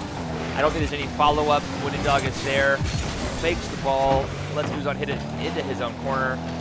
and a very safe ball, right? No, not much threats. They were allowing them to kind of hit the ball out of because there was some panic. But this will be the end of game 2. UT Arlington will equalize the series at 1-1 with a goal for the road. Not what you want to see for Texas A&M. You really don't want to give them a goal at the very end there. Miku not reading that ball. Put himself in the corner. 20 dog there for the follow through. Yeah, I mean, if you're UT Arlington, you are all smiles right now in your chat. We only got 2 seconds left. Wow, that is a dunk on a crazy lead. Yeah, and then UT Arlington, they're reading the fake kickoff, just choosing to shoot that at net. So we'll see. How does Texas A&M react? How do they handle this loss going into game 3? Yeah, I think the biggest difference maker there for UT Arlington was just more shots, simply more shots. We have 6 of them. Caribou played really well, 2 goals, yeah, and a save. I mean, 2 goals on 1 shot. I don't know how that's possible, right? I mean, it seems as someone might have scored a goal for him, but when you're at that level of efficiency, right? At 200%, yeah, that's a good level of efficiency, and that means something went right. Yeah. So, I like the pressure that I saw from UTA. We had talked about how they needed to change the narrative of the midfield, how they needed to have more shots, and they did just that. And then we see a 4-1, 4-1 scoreline. Yeah, so big change up in map 2. So very curious to see how map 3 is going to go. They made a lot of changes. I'm wondering what A&M's strategy is going to be for map 3. Yeah, and I will say, Bob and Miku both kind of having a quiet game 2. We saw Bob have almost 600 points, in game 1, in game 2, barely breaking 150. So there is something there. I don't know if maybe UTA recognized that he was playing well, and they were like, hey, we're going to shut him down, not let him have, the ball for free. But we need to see a better performance from both Bob and Miku. Yeah, sometimes just simply letting off the gas, even for a second, is enough to change the entire pace of the game. Yeah, here, and as we get game 3 underway, we will see if A&M can bounce back or if UTA will stay on the attack. Yeah. Kickoff goes the way of A&M. Miku's going to touch this to himself. Going to try to find Bob on the passing play. Does so. Winnendog with the read on the backboard. Has a good job handling it. Uzon looking for a touch. Gets it a little bit too high. Random Shy will be there to follow. Caribou and Winnendog bumping each other into a double tap. I don't know how that was supposed to work, but it almost did. But A&M gets out scot-free. Miku there for the clear, hits it over Random Shy. Uzon's pre-jumping. Caribou with 0 boost, alone in net, and a fake underneath him. Got put in a really bad spot. There was an overcommit, twice by UTA, right? Both going for the ball in the air, not scoring it, and then all of a sudden you're 0 boost back. It's a very difficult spot to be in. I mean, getting nutmegged like that early in this matchup, that's got to do wonders for UTA, Wow. Yeah, for A&M, it's a big confidence booster. We'll see. They kind of got away with one. I feel like UTA probably would have scored that had they communicated on, if only one of us should go or 2 of us. As Random Shy is going to fake this for Winnendog. Winnendog's going to take this up the wall, look for maybe a pass out mid, finds the pass out mid, but Miku is there reading it. Caribou's going to meet Miku on the sidewall. Bob is going to hit it back to the corner. About the safest place that you can have the ball is your own corner, right? Not many people can score from that corner. So we'll see, is A&M able to break out, or is this UTA pressure slowly going to, choke out A&M and force a mistake? Yeah, A&M had a really strong and solid answer. It seems like they took that map 2 loss very personally. They turned on the burners, answered with a quick goal score, and right now their defense is looking pretty decent, but the pressure is definitely on. Yeah, and what we're seeing from A&M is they were able to get out of the chokehold that they were in. UTA Arlington wasn't able to score while they had them on 0 boost, so we're going to see if A&M is able to reset. Looks like they're all on full boost, but now we have a 1v1 with Random Shy. Go for the flip reset, can't get it over Uzon. Good patience for Uzon. Bob is going to read this out, hit that to Miku. Miku's going to find the sidewall, but Caribou's there to meet him. Right now, both teams vying for that midfield possession, seeing who can kind of formulate an attack first. Yeah, the ball handles are looking a lot smoother for UT Arlington right now, as they're trying to make something happen. Random Shy here with the double dribble, but Uzon's going to be there for the defense, pushing him out, adding a little bit more alleviation, but Caribou a little bit high off that shot. Would have been a beautiful goal. It would have been a great goal, but Miku was there for the read, able to put that to safety. But I like the pressure that we're seeing from UTA. They're meeting A&M, not allowing them to have much time with the ball. So A&M needs to find these big clears. And if they can't do that, they need to find the clears to each other, right, where they're able to pass the ball to each other into a clear. But right now, they're just struggling to stay alive. Yeah, shots have been really on target for UT Arlington, but that defense from A&M has been really powerful. Cartoon Miko 6'7", going to be there for the defense. just trying to make sure that they have a little bit of breathing room, but there's an opening now for Winnidog, and it's not going to be good as Bob 6'7" is there for the defense. Yeah, Miku with a pinch over. Random Shy is going to take this, going to look for Caribou. Caribou, good shot to the top corner, unfortunately not in the net. Winnidog looking for a shot high, going to roll this down to himself. We'll see if Random Shy is able to put that on. He cannot. Miku is there with beat it at midfield. Random Shy finds that boost. Lucky spawn for him. Bob was 0, going to try to keep it in. Can't do much. Uzan is able to beat. I mean, right now it's just trading possession. We're not really seeing any coordinated attacks from either team. As I say that, Miku calls his own number with a double. Can't read it in time. Winnidog and Random Shy are looking for a 1-2. Bob with a great read in the middle there. I mean, very tough spot that Bob was put in, but a great job, from him to get that save. Yeah, absolutely. We got about a minute and a half left. A&M are up 1-0. UT Arlington really trying to make something happen, get another goal in to at least bring it to overtime if needed. Still, plenty of Rocket League left to be played for this map. Yeah, plenty of Rocket League to be played. I really feel like UTA had the possession advantage. They had the, they were more aggressive. So I want to see if they're able to actually capitalize on that and score a goal. But as for A&M, their defense has been stellar. I want to see them take more possession and get this ball in the other half and have a coordinated attack. I don't feel comfortable if you're A&M with a 1-0 lead. You want to increase that to 2-0 if you can. I agree. Yeah, the defense and the offense have been looking a lot better for both teams. It's a lot harder for each of them to score. If you're A&M right now, you really just want to make sure that you hold on to the possession of the ball as much as you can and prevent UT Arlington from getting any opportunity to make any shots. Yeah, Miku there with the read on the sideball double, has a good read, looking for a flip forward, hits it just to Winnidog, only goes so far as him. Caribou is able to read it here. Uzan's going to look for a read to the corner. Miku might have a little bit of time. Caribou there with the dunk. Great 0 boost 50 from Caribou. Really awkward spot. This should be a goal, and it is. And this all started with a 0 boost dunk from Caribou. Very well played by him. If you're Miku, you have to get a better 50 there. You're getting dunked by a player with 0 boost, and then that results in a goal. So we need to see, smarter 50s from A&M, but, a great awareness by Caribou and way to be ready by Winnidog. Yeah, 20 seconds left now. The equalizer score from Winnidog, bringing the score now 1-1. We might be looking at an overtime if nobody seems to score here early on, but wow, that was such a great shot by Winnidog. Yeah, so we'll see here. It looks like A&M's going to have possession for the last 5 seconds. No, it's going to be a giveaway of possession. Winnidog's going to look for this. Not much there. A fake. No one's there for the pass mid, and we're in overtime in Game 3. Yeah, OT for the map too. This is going to be a really big difference if A&M or UT Arlington can come away with this. A mistouch. A misread in the corner. Caribou is playing the miss. I like what I see from that. It is not an easy read. Wow. And he plays the miss, plays it well, gets a shot. UT Arlington takes Game 2 after an unfortunate mistake. Yeah, one of the quickest overtimes I've seen with just 6 seconds. Very big improvement from UT Arlington in that last half of map 2. Yeah, they lost that Game 1. They struggled with the Game 1, but then they've come back out in Games 2 and 3 and really, showcased, that they're here to play. Caribou especially very impressed with his ability to get the correct 50s, rotate, even when he has 0 boost, staying on the ball, not allowing A&M to have any free touches. And, the story of this game being UTA's, possession and their shots, their aggression, right? They had 10 shots, A&M had 4.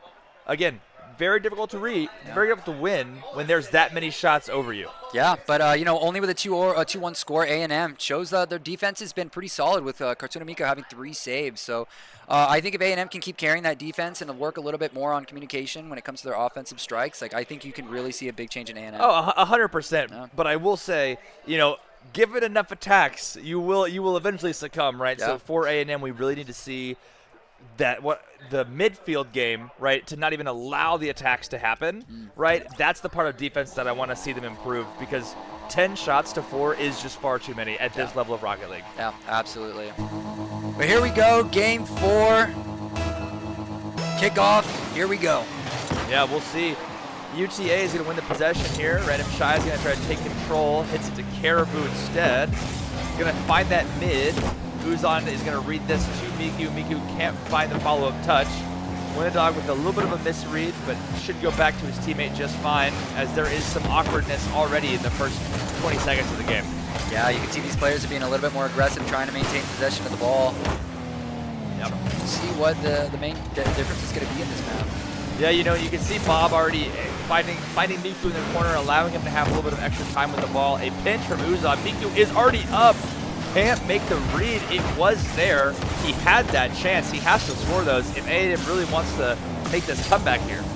Yeah, broken tires. And a 450 leads to an open net. Nice. Again, very, you know, this shout out from Caribou here. Again, playing with not much boost. He knows that he needs to get a 50 and not allow a free A&M counterattack. And that's just what he does. It results in a goal. Yeah, wow. Bob 6'7" looked completely lost there, completely missed the ball, and that's what led to the opening. Brilliant shot by Caribou, the backwards dunk. Yeah, and, you know, and this just goes to what I was talking about with. Oh, what a shot from Miku with the looks like a backwards diagonal flip, reading that to the top right corner. Wow. A good delay kickoff as well. Reads this sidewall bounce perfectly. Red and Shy has no chance to save that. Great shot from Miku. Yeah, beautiful shot to equalize this match. Now we're 1-1 with about 4 minutes left on the game clock. Yeah, and so we'll see. I mean, I like what I'm seeing from the kickoffs of Texas A&M. I feel like they have been calling strats, have been the ones, you know, providing that pressure, right? And that time right there, you know, they're able to score off of it. So, you know, I like UTA's, you know, midfield possession, their ability to win the 50s, but A&M has a little bit better of the set plays, and I think a little bit better of the mechanics. So we'll see, you know, who's able to prevail. Yeah, I mean, right now both of these teams are looking incredibly confident, especially since we had those one-sided map 1s and map 2s, but right now it's looking pretty even. Yeah, it is pretty even so far. You know, I want to see. I like that A&M is taking some time here. They're taking control of the ball. UTA doesn't have much boost as Miku goes to the corner looking for a bump. Uzon's there. Bob has a free double tap, goes for the double tap, and he finds the goal. I like what I saw from Bob there. Miku did a very good job of taking control of it. Uzon was there for the follow-up, and Bob finds the double. No one's on the backboard. That's a free shot. You know, 7 days out of the week. Yeah, beautiful shot by Bob 6'7" for the double tap into the goal, bringing the scoreline now 2-1 with 3 minutes, 20 seconds left. Yeah, so we'll see if A&M's able to continue with this lead. Again, if you're an A&M fan, I want them to have a 2-goal lead. I don't feel comfortable with them just being up by 1 goal. UTA has been able to score with the pressure that they've been able to mount way more often than A&M has been able to stop the ball. So I want to see them stay on the offensive. I don't want them to play on the back. I don't want them to like sit their third man further back. I want them to still be playing midfield and keeping those rotations tight to try to keep boost starving UTA and keep the ball in their half. Yeah, momentum's looking really good for A&M as long as they can keep this lead. We might be looking at a game 5. So let's I don't know. You know, I did call that I wanted to see Game 5 as a neutral fan, so we'll see if that's able to happen. But at the same time, I also, you know, I want A&M to win, right? Yeah. So regardless of what happens, I want my boys to win. So we'll see if they're able to keep this lead in Game 4. Yeah, absolutely. But right now, it's just looking a little awkward. Both teams looking incredibly staggered. There's neither the offense nor the defense, or both sides of the teams looking incredibly compelling right now. Yeah, Bob finds Uzon. That's a great infield pass. As I say, Uzon is there with the shot. I like what I see from Bob, touching it to himself on the wall. Then he's able to flip that out mid. Winnendog is in no man's land. He's not starting the pass or the net, but a great shot from Uzon to secure the goal. Yeah, bro's getting splashed on. 2 minutes, 16 seconds now. Texas A&M lead by 3-1. Yeah, a good demo there from Winnendog on the cheater for the kickoff. We'll see if they're able to keep possession. Bob is there for the read. Can't get it over Caribou. I like Caribou's 50s. Very solid. He reads this again with another great 50. Bob is there to hit the backboard. Random Shy should be first to it. Finds Miku. Miku is there to keep it up. Miku hits it over 2. Can he follow up the goal? He gets it around with a demo, but the bump was enough to save the ball. Let's see, Winnendog is here looking for an air dribble, maybe a flip reset. Chooses to go down 1. Bob is there with a great save. Wow. Those are some great handles. Yeah. Wow. Yeah, but I like what I'm seeing from UTA, and an own goal from the back of Winnendog's shot. Let's see, Miku with an unfortunate read in the corner gets bumped off of it. Caribou is there with a mid pass. Bar in. Not much Uzon can do. You know, he's put in a bad spot. But, you know, again, some of those missed touches, and then Caribou there with the 50, with the dunk. You know, he's playing that part of the game very well. Yeah, if I'm A&M, I'm not really going to focus on that too much. You still have the lead. It was great that you have a 2-0 lead, but now it's going to be a 3-2 score line. If I'm A&M, I continue to play the same game that you've been playing. Make sure that your defense is on lock. Yeah, you know, and this is what I talked about with wanting A&M to have a 2-goal lead, because there are going to be goals that go in from UTA. They're able to get that pressure and get some of that individual mechanical prowess online, and so I like the fact that A&M is staying aggressive, right? I don't want them to ever be content with just a goal lead. I want them to continue to try to look for goals, look for opportunities to score. As Miku looks for a flip reset corner double, can't find it, but leaves it for Bob. Winnendog is there. Uzan's going to get double 50'd. Going to try to stay on defense here. Gets the ball to go to the side while Miku is there with the read. Good touch to himself, but Random Shy is there first. Bob's picking this out, but Caribou's going to meet it. He's going to read this double. Close, he tries. And Random Shy with another dunk. I mean, I like, you know, this UT Arlington team has done a very good job of predicting what A&M is doing with the ball and meeting them at the spot. Yeah, you know, Bob 6'7" has always been consistently there for a really effective strikes on target, but that defense is really, really good. That could have been that could have been game. It could have been game, you know, and so it is good that we're seeing, you know, A&M really work at this offense. I feel like the demos, you know, as we see was on Demo and Caribou on the back, as Miku demos Random Shy, right? We're seeing a much more physical game. Oh, an air dribble bump attempt at 0 seconds.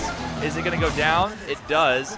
A&M wins game 4. And just like I said earlier, we're going to get to go to game 5 and see, you know, do or die for this series. Yeah, looks like Bob 6'7" looking to make a statement for MVP of this series. You know, 3-2. We saw a 1-4, 4-1 in map 1, map 2, going back and forth. These teams, this is really anybody's game. Yeah, you know, and that is something that we talked about, right? In game 1, he was the MVP. In game 4, he's the MVP. And then when A&M lost to UTA, he was at 150 points, right? So, you know, I feel like when Bob is peaking, A&M is peaking. So we really want to see, you know, more from Bob. He needs to kind of put, you know, the weight of A&M on his shoulders here and play the way that he knows how to play. Yeah, absolutely.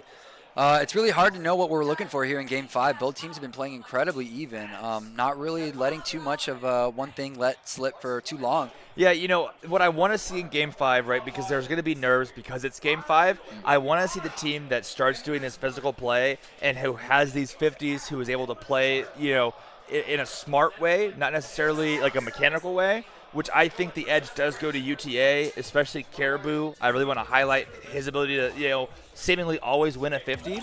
So I want to see that from A&M. Can they limit some of Caribou's 50s? Can they maybe start faking the ball, right? Because we see UTA pre-jumping certain touches, pre-jumping certain, you know, passing plays. Can they fake some and see if they can get UTA to bite and result in an open net? Yeah, absolutely. As we start kickoff here for Game 5, the first shot by Random Shy is going to be blocked, almost there for a quick goal.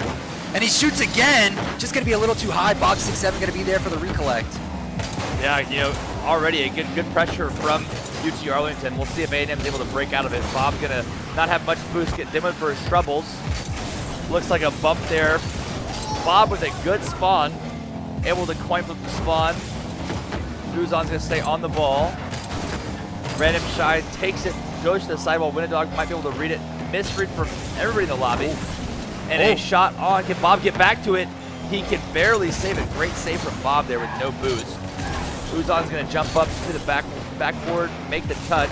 Miku with a good double to get this out of harm's way. And we'll see as UT Arlington is going to try to keep up the attack. But we're seeing this bang ball back and forth, which is to be expected in these final games of the series as people get a little bit more nervous. Yeah, always great to see within the first minute. UT Arlington making 2 really good shots, but not on target. Bob 6'7" is going to be there for the cleanup, bringing this scoreline now 1-0 with 3 minutes, 55 seconds left on the clock. Yeah, great shot from Bob. We see kind of a mistouch from Random Shy to the backboard, a little bit hard, and then we see Caribou not really trying to take control of the ball, hits it out mid, and Bob is there for the follow-up. Yeah, looking like the MVP of this series, doing a lot of the heavy lifting here, but A&M looking like great team synergy all around. Yeah, you know, again, I'm rooting for my Maroon Aggies, right? Hoping that they're able to come out with the dub. I like what I'm seeing. They're able to get that early goal lead. But again, a great pinch mid.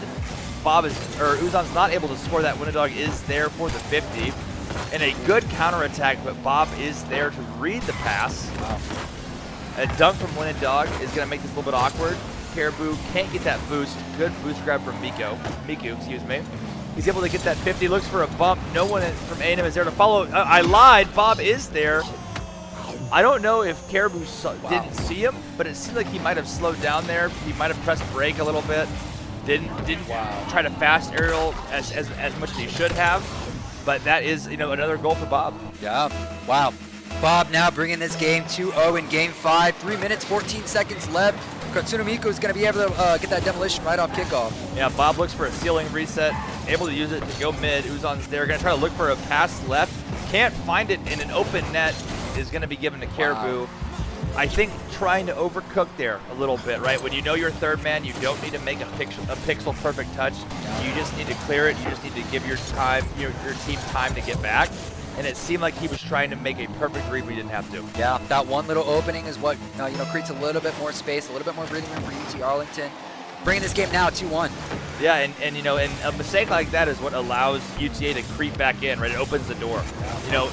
And as we say that, random shy with the pre-jump. I can't tell if this was a 50. I have to look here. No 50. He just was faster than A&M, with the goal there. So it is now 2-2. Wow. So just like that, we see A&M take a really strong 2-0 lead. UT Arlington are fighting back. It's just a matter of a minute and a half. Wow. Yeah, this game is tied. I mean, we wanted the drama with the Game 5, and this is what we have, right? The Uzan looking for the double tap, can't find it. Bob's going to put this high, but Random Shy is there. Looking for a pinch, can't find it. Miku is there with the read. Caribou has to hit this. He does well. Bob's going to keep this in play. Miku's going to take it for a control touch. I like that double. Bob keeps it in. I like so far the pressure from A&M for the past 30 seconds. It's been very good. Yeah, absolutely. Bob 6'7" has been everywhere on the map, shooting, scoring, defending. He's been doing a lot, and here comes his second shot, but it's going to be a little too high off to the left, but for the reach out, not enough boost to make something happen. Yeah, Caribou there with the good read. That would have been very dangerous had he missed that. But a good demo from Bob. Means it's a 2v1, but a good save there. Good fake from Miku. We see A&M with a lot of pressure here. Hopefully it's a sign of things to come. Miku looking for a read, can't find it. Bob, great touch over two. Miku can't really find this double. Is going to give UTA a chance here to take possession. Look for a carry out. Looking for a 50. Random Shy's going to take this. Uzan, good challenge over one. Misread on the follow though. And Random Shy should have possession. He's going to have 0 boost. He'll look for a 50, or he'll leave it for his teammate. Chooses to leave it for his teammate. Bob is going to pop this. Uzan does not read this. That was not a great aerial. And this is a counterattack opportunity for UT Arlington, but they double commit as well. So again, we're seeing some of these nerves in this Game 5. We're seeing some double commits. We're seeing some panic touches. And I think it'll, now we're looking at which team can play the cleanest and make the least amount of mistakes. Yeah, if I'm any one of these players, I am sweating. My heart is beating as we approach the 1 minute time. 2-2, we might be looking into an overtime if any one of these teams can make a late score in this game. Oh, wow. Yeah, Bob, 6'7" for the shot, but Caribou's going to be there for the defense. That's a scary shot. That was a very scary shot. A great play from A&M. But UT Arlington, we praised their defense, and it stood tall one more time. Yeah, absolutely. Winnie Dog going to be there for the destruction, the demo. Yeah, and we'll see. Looks like Uzan's going to try to look for a touchdown field. Can't find it. Miku's going to let this ball roll back. Bob's going to take it around one. Can't get the 50 over Caribou. Again, Caribou, a fantastic 50s. Looks like going for a bump. Bob's going to try to bump Random Shy. Great read, awkward read from Random Shy. Winnie Dog, good 50, able to delay it. Going to look for a clear over one. Caribou's going to try to find something downfield. Only finds Miku. Miku with a good touch over. We have A&M with the last chance of regulation. Uzan up, looking for a shot on, and finds it! And finds it at 0-second goal, top left. What a pass from Miku and what a shot from Uzan, putting it right over the defender. Incredible shot. Unbelievable shot from Uzan in the last second of that map to close out Game 5, avoiding his team getting sent into overtime.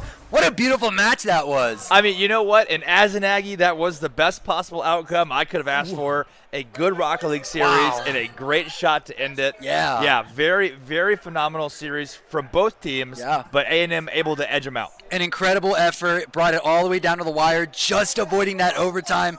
Uzan, clutch play. There's a lot of clutch factor there. GG's to both of these teams. Yeah, and a great job from A&M to not get flustered. You're up 2-0, and then you end up losing those two goals. You have 2.5 minutes to play. They don't lose their nerve, and they're able to score, the goal at the end of the game. Yeah, that was unbelievable. It's very similar to what we saw UNT, UTA bringing all the way down to the wire. But wow, some great Rocket League we're playing. Yeah, and so those that are joining us for this B stream, we have some score results. You guys got to watch easily the best game of round 4. We had Baylor sweeping UNT. We had Lubbock Christian sweeping Texas Tech. And then we had UTD sweeping UT Austin. So we had sweeps across the board. Y'all joined us for a Game 5 thriller.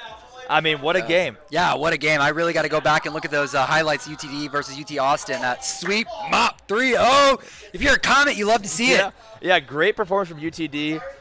I like how they've played, this entire day. I like how all these teams have played, right? Baylor, not much surprise. They're the best team here. They have the most prestige coming into it, right? I have been impressed with UNT, but that is an uphill. That was always going to be an uphill battle, right? And then we see Texas A&M here, taking the win over UT Arlington. When I had talked to some other players, they were giving, the edge to UT Arlington. So maybe even an upset from Texas A&M, but a good Game 5 nonetheless. So very impressed so far. Yeah, beautiful Game 5. As we start to arrive, we have a player interview coming up very soon. But 5:14 p.m., we're getting sunset here at the University of Texas at Dallas Comets Landing. Energy is still buzzing, still got plenty of Rocket League left to play. But let us get a little joined in here on our player interview. Yeah, we have a player joining us, so we'll get him set up. All right. Well, thank you for joining us. And then what's your gamer tag? I'm Duck or Bob67. You're Bob67. Okay, Yeah. so we have Bob joining us. I mean, a great Game 5. How are y'all feeling after that? Yeah, I'm shaking. I'm literally shaking still, so I don't know why. But yeah, I was on clutch that top ends. That was a pop off. Like, really did not want to go into that overtime. Like, that was definitely would have been a scary one. But yeah, felt good. And have y'all played UT Arlington before? Have y'all played any of these teams before, or is this kind of like y'all's first time seeing them? We have last night in like the practice we played a couple games against them, but pretty much everybody else. I don't think we've actually played any other team here before. So yeah, it's kind of crazy. Yeah. So amazing win. But one question I want to ask: what do you feel about the LAN environment and being here? Right. I mean, different feeling, right? Being able to see the guys you're playing against.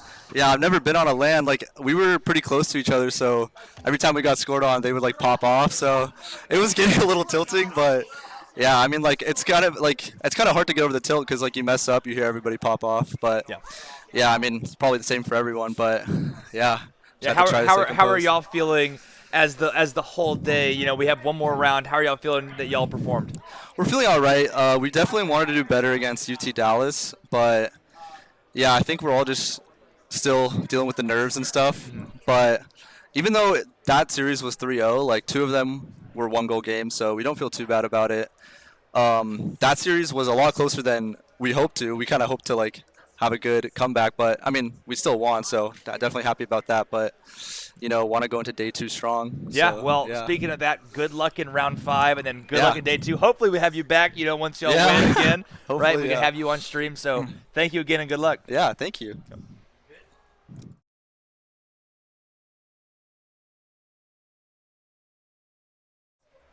Hello, and good evening as we approach the evening hours here in Dallas, Texas at the Texas Collegiate Invitational.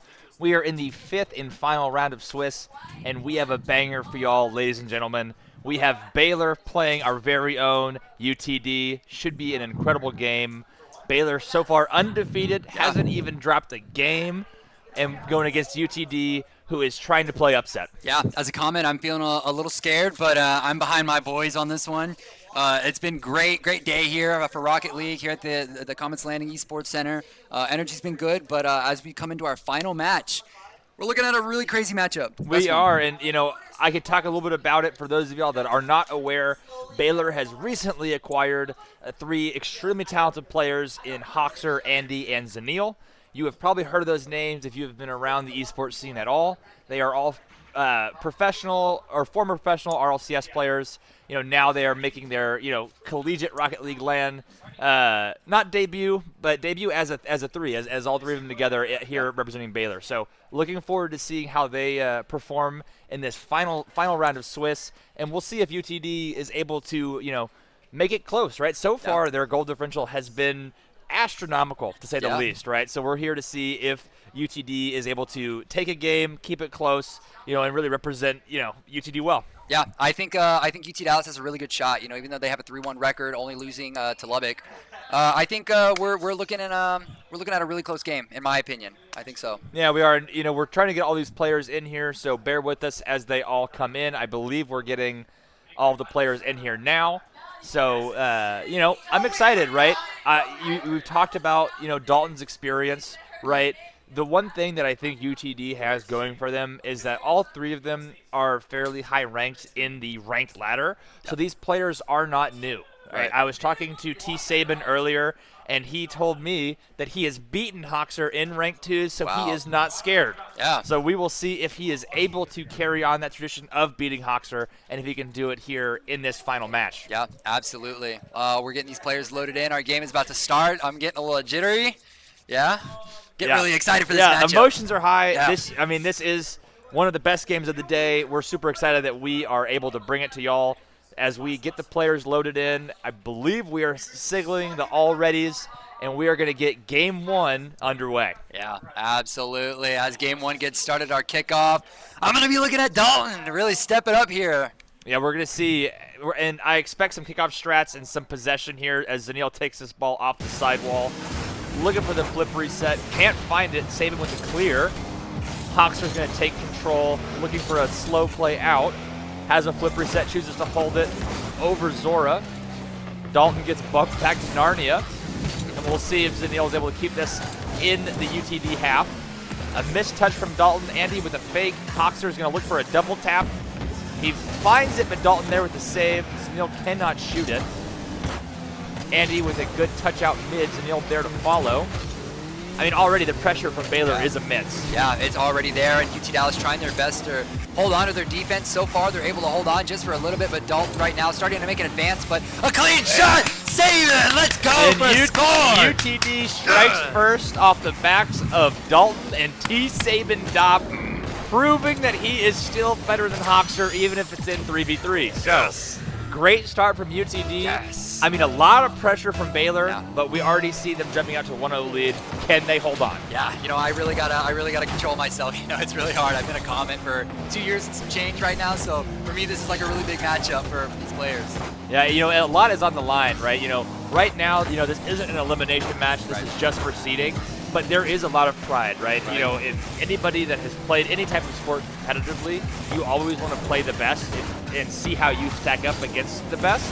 And this is that chance for all these UTD players is to show, hey, this is who we are and how we can play when we really, apply ourselves and show what we can do at our best. Yeah, a lot on the line here. Baylor looking to protect their undefeated record this weekend so far on this Saturday. UT Dallas looking to make an even bigger statement going into day 2. But that 1-0, you got to be feeling good right now. Yeah, you have to be feeling good. Again, Baylor pressure has been good. The control touches have been doing really well. We can see Hoxer there getting the dunk, and he's going to get a flip reset, looking for a follow, can't get it.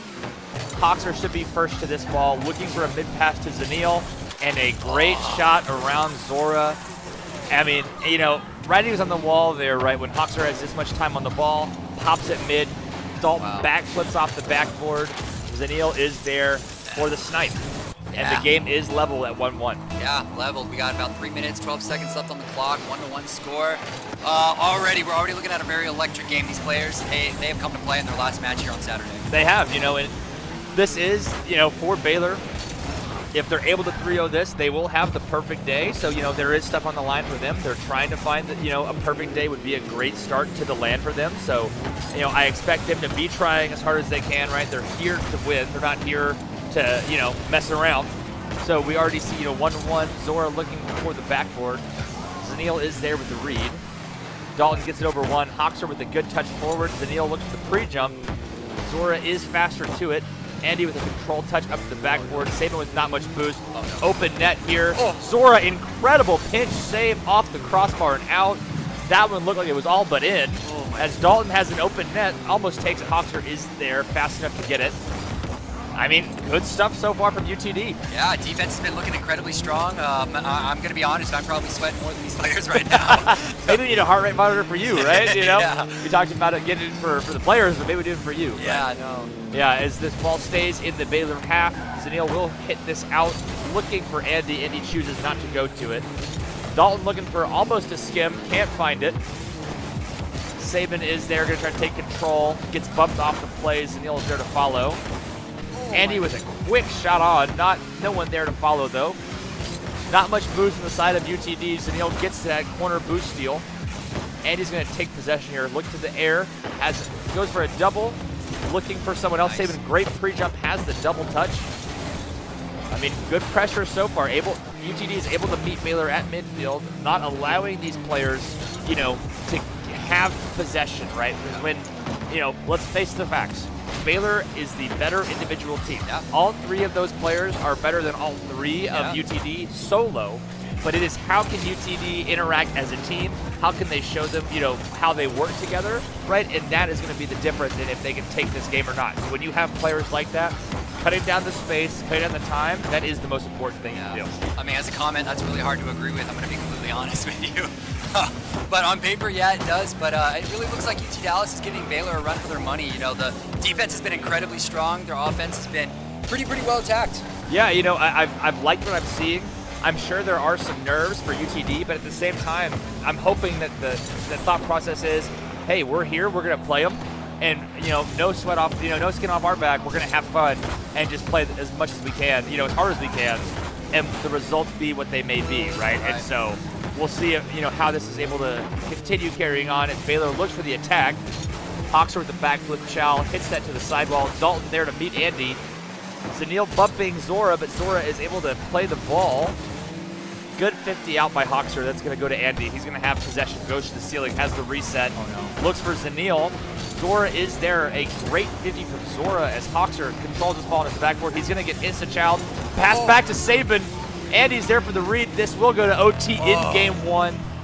A great chance from UTD at the end of regulation. Yeah, that shot was just a little too high, a little to the right. Almost made it in, but not quite. But yeah, as we go into this overtime, wow, Baylor's looking to really put the heat on. Yeah, and a great job from UTD. I like the aggression. They're playing with some fire, right? And so I want to see them continue doing that. But this OT is where experience really matters. So I am worried, right, as Baylor has more experience than UTD. Yeah, absolutely. But so far, UT Dallas has been looking incredibly strong. They haven't really left too many openings in their defense. Everything. Ooh, I'm getting a little too nervous here. Good touch from Dalton out to Saban, but Saban gets demoed for his troubles. Ball is somewhere as the director camp likes to hide it from us. Andy's going to have a double here, but there's a demo on the backside underneath. That's going to be a goal. The demo gave too much space. Andy went to the ceiling and was able to play a low shot. Zora not able to get back. Dalton playing on the backboard, expecting the high, and Baylor wins game one in overtime. I mean, it is what it is, It is what it is. It's what it is. I would have to be fact-checked, but I do want to say that was the first time they've gone to OT. I don't know if they've gone to OT before that. But, you can even see, I don't know if we saw the scoreboard there, but just look at the tags underneath the names of some of these players, right? Yeah. It is impressive to see. Yeah, I mean, yeah, it's a little scary to see RLC as winter major contender Yes, for it Andy. is. That's a little intimidating. It is intimidating.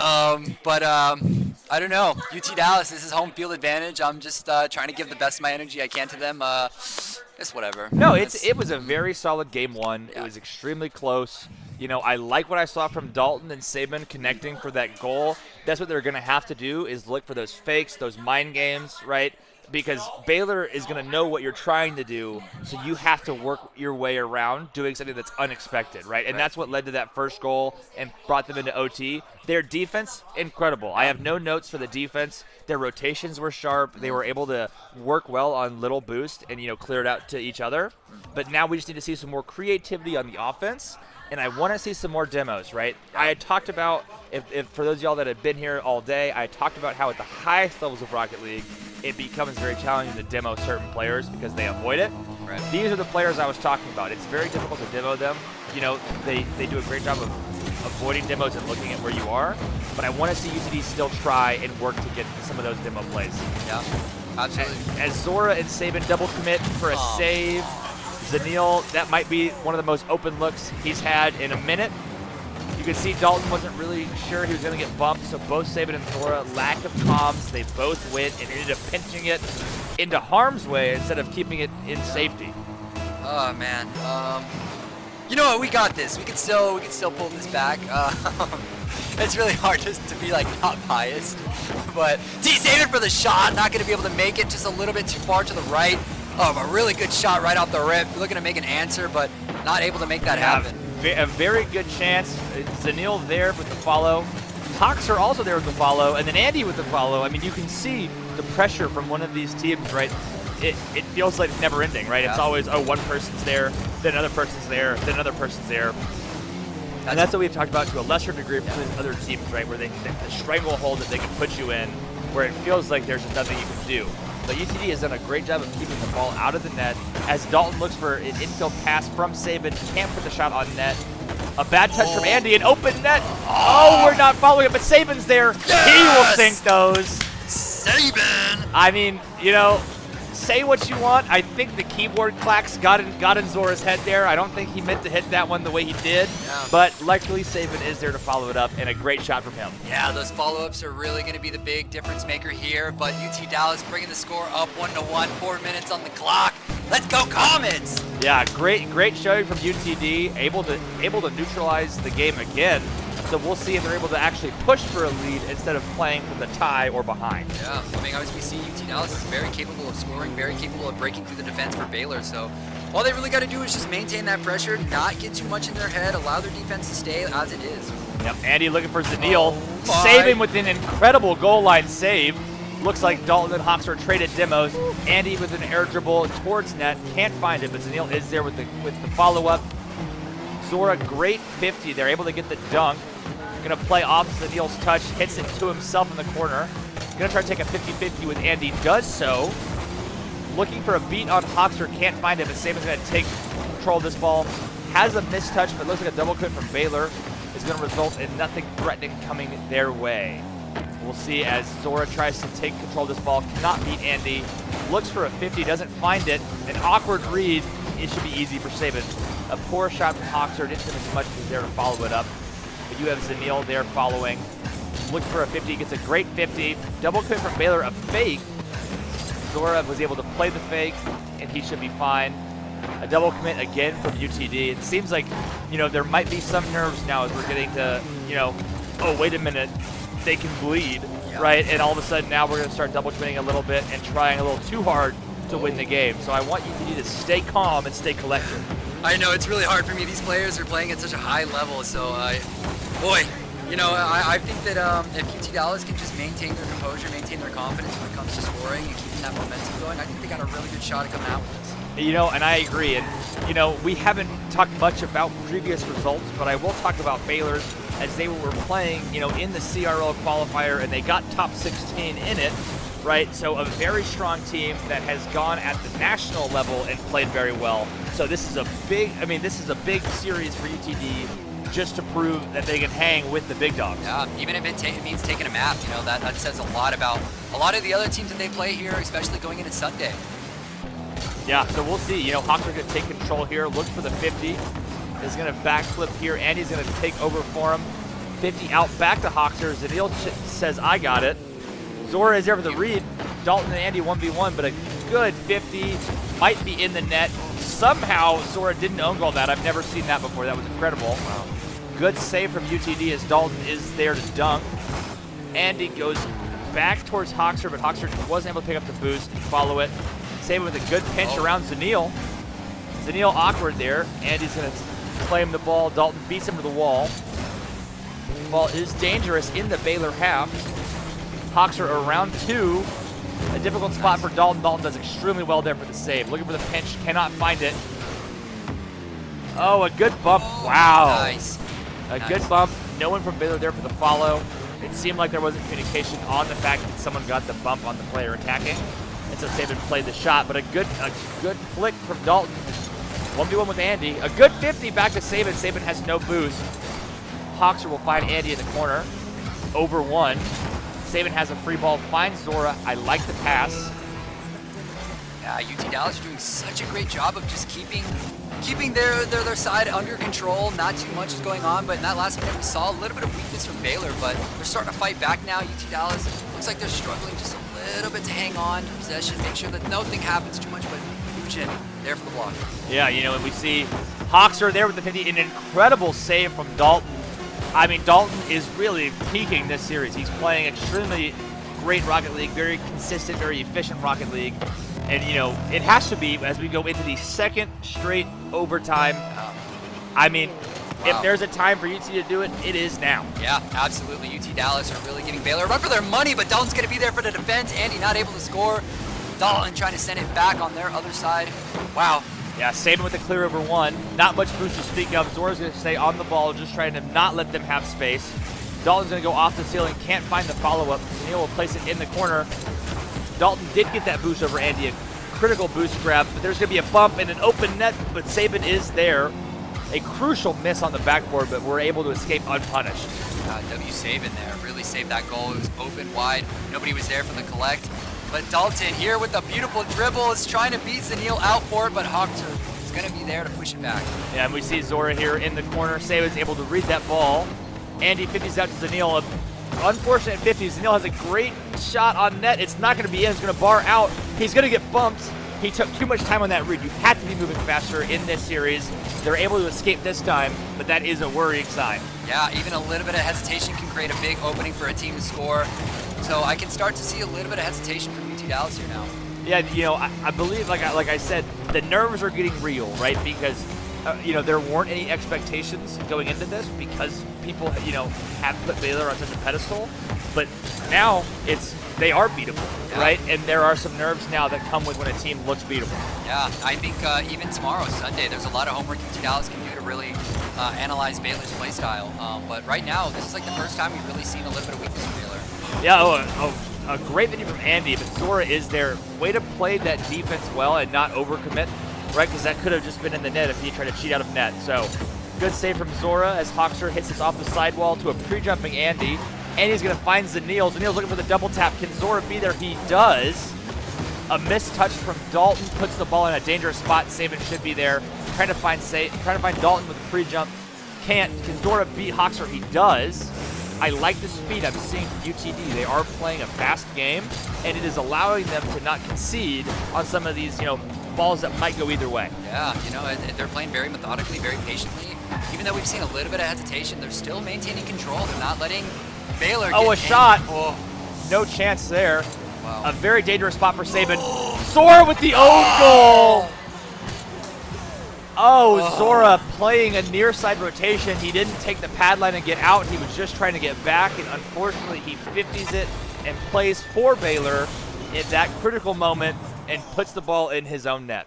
Man, I got to tell you, my heart is racing right now. Hawks are with 8 center balls, 2 first touches.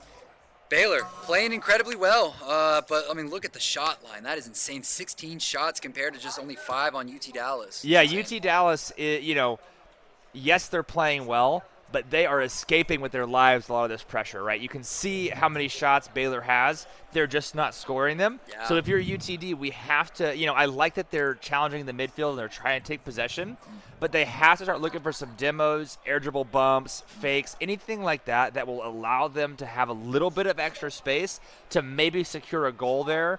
I think a couple times some 50s didn't go the way that they were expecting, and that made them awkward, especially, ultimately the final goal, right, was a 50 back over Zora, and then Zora tried to chase it down and unfortunately hit it back into his own net. So, we need to be ready for those 50s.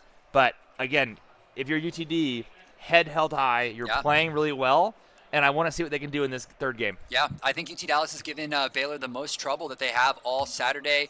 Baylor's still looking 4-0, but I think this is the biggest weakness we've seen from Baylor all weekend. Yeah, and I don't know, if we want to call it weakness as much as we would call it, UTD solid defending, right. right? They're able to keep the ball out of the net at any cost, right? We've seen Dalton with some incredible saves. We've seen Zora with some incredible saves, and Saban with some incredible saves. On the goal line, the ball is 90% in, but they're able to save it.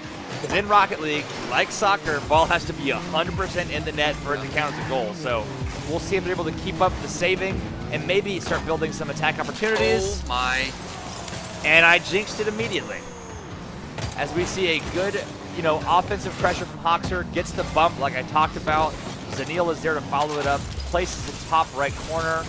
No one was up there, no one was on backboard. Seemed like we were caught low flat-footed. Yeah, I think this might be the first time I've ever been sad in this facility. I mean, again, what's great about this is that both of these teams will play again tomorrow. So if you're UTD, you get to take this footage home and study it. With Hoxer with a bump, Andy there to follow it through. I talked about, what I wanted to see from UTD. Well, it seemed like Baylor was listening, right? With these bump plays, able to get some space, and now they're scoring the opportunities that they were missing in games 1 and 2. Yeah, really incredible play by Baylor. But if you're UT Dallas, I don't think you should feel too bad. You brought one of the strongest team this weekend to overtime twice, and really gave them a run for their money. Didn't have too much predicting. But wow, Baylor looking to run away with this map. Yeah, what we can see here is Saban's looking for the save. He's able to force it for Dalton to the backboard. Dalton's going to look for a double tap. Can't find it, but Zora is there for the 50. Saban, no boost to speak of, but he will take possession. I lied. He hit that to Hoxer. Hoxer's able to then take possession and hit this ball up for Andy. Zanil is doing laps around, chasing people. Andy is there for the double. And you can start to see what makes this Baylor team so lethal. Yeah, absolutely. UT Dallas are maybe starting to feel like it's running away from them a little bit. 3-0, this is the biggest lead that we've seen between Baylor and UT Dallas so far, so not looking great. Yeah, and they're able to, this has been the most goals Baylor has scored all series, right? And unfortunate that it's come in the first minute. I think there's been some lapses in UTD's challenge game. They haven't been challenging as sharply as they were in the first 2 games, and that has been what's allowed Baylor to really start to score, right? That and the physical play of Baylor. Right, absolutely. But about 3 minutes, 49 seconds left in this matchup. Dalton trying to make something happen, but the defense is just a little too strong. Baylor's going to be able to block it, defend it. Not going to be able, but Dalton going to take one away. A misread on the wall that looked like it was Zanil. Couldn't read that off the corner. No, it was Hoxer couldn't read that off the corner bounce.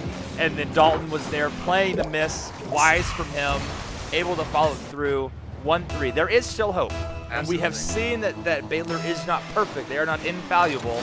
So we'll see if UTD is able to continue to capitalize on some of the mistakes that they see. Yeah, there's going to be a lot of factors that's going to determine how Baylor's going to play tomorrow, what UT Dallas is going to be looking to change up. But only a 2-lead deficit. We got 3.5 minutes left to play. A lot can still happen. Nugent not going to be able to make that goal happen. The defense is really strong for Baylor. Very close, though. I like the control I saw from Zora there. He just couldn't finish the execution of the flick. But I like that they're still trying to take control and take possession and look for some of those slow plays, because that's what you have to do to win this type of game. Yeah, absolutely. But, as we say that, T-Saban saving the score from bringing it 4-1 now. They're bringing it onto the other side. Zeno's going to be there for the collect. But now Dalton with a shot almost through. Andy was there to save it. Hoxer was there to play the 50. Hoxer's going to change the direction of the field. He's going to hit that back to Andy. Andy's going to play it forward to Zora. Zora heads it to Zanil. Zanil with a reset, going back to the ground, has a flip still, chooses to use it over the defender, but going to the corner. See, Andy's able to hit it around 1. Look for the double. Hoxer is playing a sharp angle on the double, and he is there to finish the goal. Yeah, I mean, I'm just noticing that UT Dallas are starting to slow down a little bit in their play style. Really good goal by Hoxer. He's there for the assist, or the put back in, I guess this is from. This is, it looks like Baylor's going to run away with this. Yeah, and if you're UTD, I think the goal now is to minimize the damage, right? To be able to say, hey, we played them as close as we know that we were able to, right? I don't want this game to get into a runaway state of, well, we're giving up because we're down by 3, right? Every team is beatable, and every game matters for Sunday, right? And hopefully we'll see all of you back tomorrow, right, to catch the second day of this amazing land. But I want these teams to both have a strong mental going into it, knowing that they did as much as they could today. Yeah, I think this is the closest that any team has gotten to really beating Baylor. Really great team. Zenil now going to bring this score 5-1 with 3 shots, 2 goals now into this game 3. Yeah, good touch from Hoxer. An unfortunate touch from Saban with no boost to follow it, but Zanil was there for the shot. You know, it's hard to pinpoint one thing that a pro does better than the average player because the easy answer is all of them. But I do want to say that Zanil has been known as a shooter. That's what he was known for as a pro. And, you know, proving there 80 miles an hour, top of the net, very hard to deal with. Yeah, absolutely. If I'm UT Dallas right now, I think I'm just really looking to make a score, just trying to, like, I don't know, just create some sort of confidence in yourself when going into Sunday. Yeah, you know, Dalton looking for a psycho there, almost own goal, somehow prevented it. Hoxer with the reset over 1.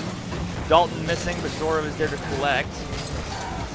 Zanil looking for a ceiling pinch double, can't find the double part of it. Hoxer will take this ball away from Andy. A good bump there from Dalton. Good cover from Dalton as looked like Zora and Saban double committed in the corner. A good drop down from Zanil. Andy was there, but Saban met him. A double commit pinch saves the goal now as both Dalton and Saban left it for each other. And we'll see if Baylor is able to extend the lead in the final minute of gameplay. Yeah, we got about a minute left, 5-1. Just a couple seconds left before this game ends, and Hawks are not looking to show any mercy towards these Comets. He's trying to make it a 6-1 lead, and Neil is, not going to make it. A team save from Baylor. Looked like they were trying to spike it in the ground to pinch it to the net for a little bit of freestyle, a little bit of showmanship. Unfortunately, they weren't able to score it, so we're robbed of that highlight. But we're able to, you know, continue going, and we'll see if Baylor, you know, if UTD is able to at least put one more goal on the board. Yeah, I mean 5-1. We only got a few seconds left, about 17. So, you know, UT Dallas played well. You know, they can at least walk away from this tournament on day 1, knowing that they came the absolute closest to beating Baylor. Yeah, so, you know, a great show from UTD, a great show from all these teams, but Baylor was able to secure and defend their legacy with a perfect 15-0 day. 5 straight matches winning 3-0, 3-0, 3-0, 3-0, 3-0. I mean, an impressive performance from Baylor, you know, as to be expected from players who have done this at such a high level for such a long time. But for some of these teams, UTD, LCU, UNT, they can hold their head high because they were able to keep it close and keep it within reach. Yeah, absolutely. I don't know, that 3-0, 3-0, 3-0, it's like a knife to the heart. But I'm still very proud of my Comets. We really, really played incredibly well. So I'm excited to see what Sunday looks like. I'm really hoping that at least one of these teams can take a map off Baylor. Yeah, so yeah, we will see, you know, if Baylor's going to be able to complete the perfect land or not. I believe we're going to try to get one of the Baylor players here for an interview. Stay tuned. We'll let you know if we're able to confirm that one of them will come up here and talk to us. You know, but yeah, very excited. That is all of the gameplay that we have for you here as far as Rocket League is concerned. I believe Valorant still has a couple of games, so if you guys are still wanting to see some video game, some LAN, tune in to the UTD Esports Twitch channel and check out some more Valorant. But stay tuned as we try to figure out if we can have a Baylor player here for an interview, and then we will give you all the final standings of the Swiss. I don't know if we'll have bracket, but we will update that once we get it. Yeah, so very excited to see what day 2 looks like. But, you know, good game to Baylor. They are on our home turf, so much respect to them. Hate that they won. Hate that we couldn't get a map off them, but it is what it is, you know. Yeah, and, you know, again, Game 3 got away from UTD, but Games 1 and 2 taking them to back-to-back overtimes. Great performance from UTD. So, you know, again, they can take that tape home, study it. That's the great thing about the LANs, that all the games are going to be available. So now they're able to at least look at them and say, hey, what do we need to change for tomorrow? Yeah, absolutely. But other than that, really great day for some Rocket League, man, you know. Yeah, great really day for some Rocket League. You know, I think some of the standouts today, obviously we had Baylor. I think Lubbock Christian really impressed. Yeah. You know, we didn't see them on the B stream, but, you know, they do have a couple of high-level players, one from Europe, so very excited to see how they're able to perform. You know, so we'll see them tomorrow for sure. UTD, obviously, extremely impressive, so we'll see. As we do have, it looks like Hoxer will be joining us for an interview here real quick. Yeah, come join me over here.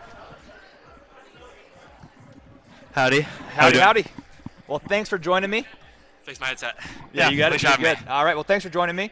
I'm here with Hoxer. So, how did y'all feel with a perfect day? Not a single game being dropped. It does feel good, but it's also expected. So anything less would have been disappointing, as crazy as it is to say. But I'm happy we were able to, even through the series where it was kind of like, we could lose a game or two, but we still stayed focused and stayed playing like a pretty good version of Rocket League. Yeah, as you said, obviously this is not the level of competition that y'all are used to, right? You're used to playing majors and all the things that are going on like currently. Were there any teams or players that impressed you today? Honestly, I think probably Beastie. He was, I think, the best player we played today, and I hadn't played him much until that series.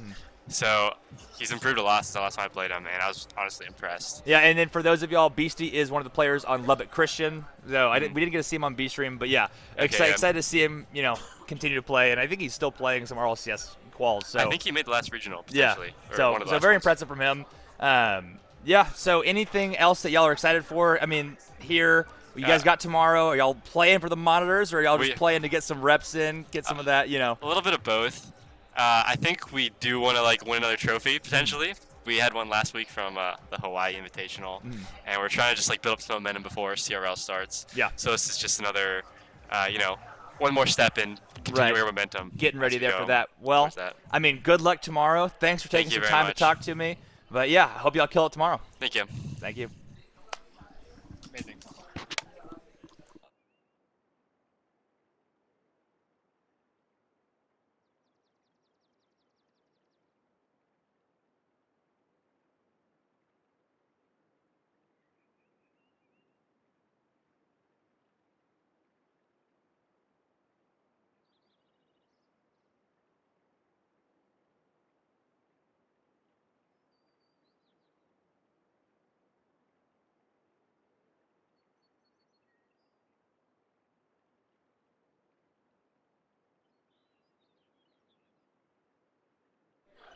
All right. Well, thanks everyone for joining and taking this journey with me all day. It was a marathon, not a sprint, but we have even more great Rocket League for you tomorrow. I believe those games will start even earlier than they did today, so make sure you tuned in. Follow the channel, have the notifications on, so that way you get notified when we're live. But before we end off, let me update y'all with stats around the Swiss. So we had these, obviously y'all saw the sweep of UTD by Baylor. We had a sweep from University of Texas at Arlington against Texas Tech, and we had Lubbock Christian sweep Texas A&M University. So we will see, how the rest of that goes tomorrow. And then, if y'all want to see some more Valorant, that is still live over at twitch.tv/UTD Esports. So stay tuned if you want to see some Valorant. But thank y'all and have a good night.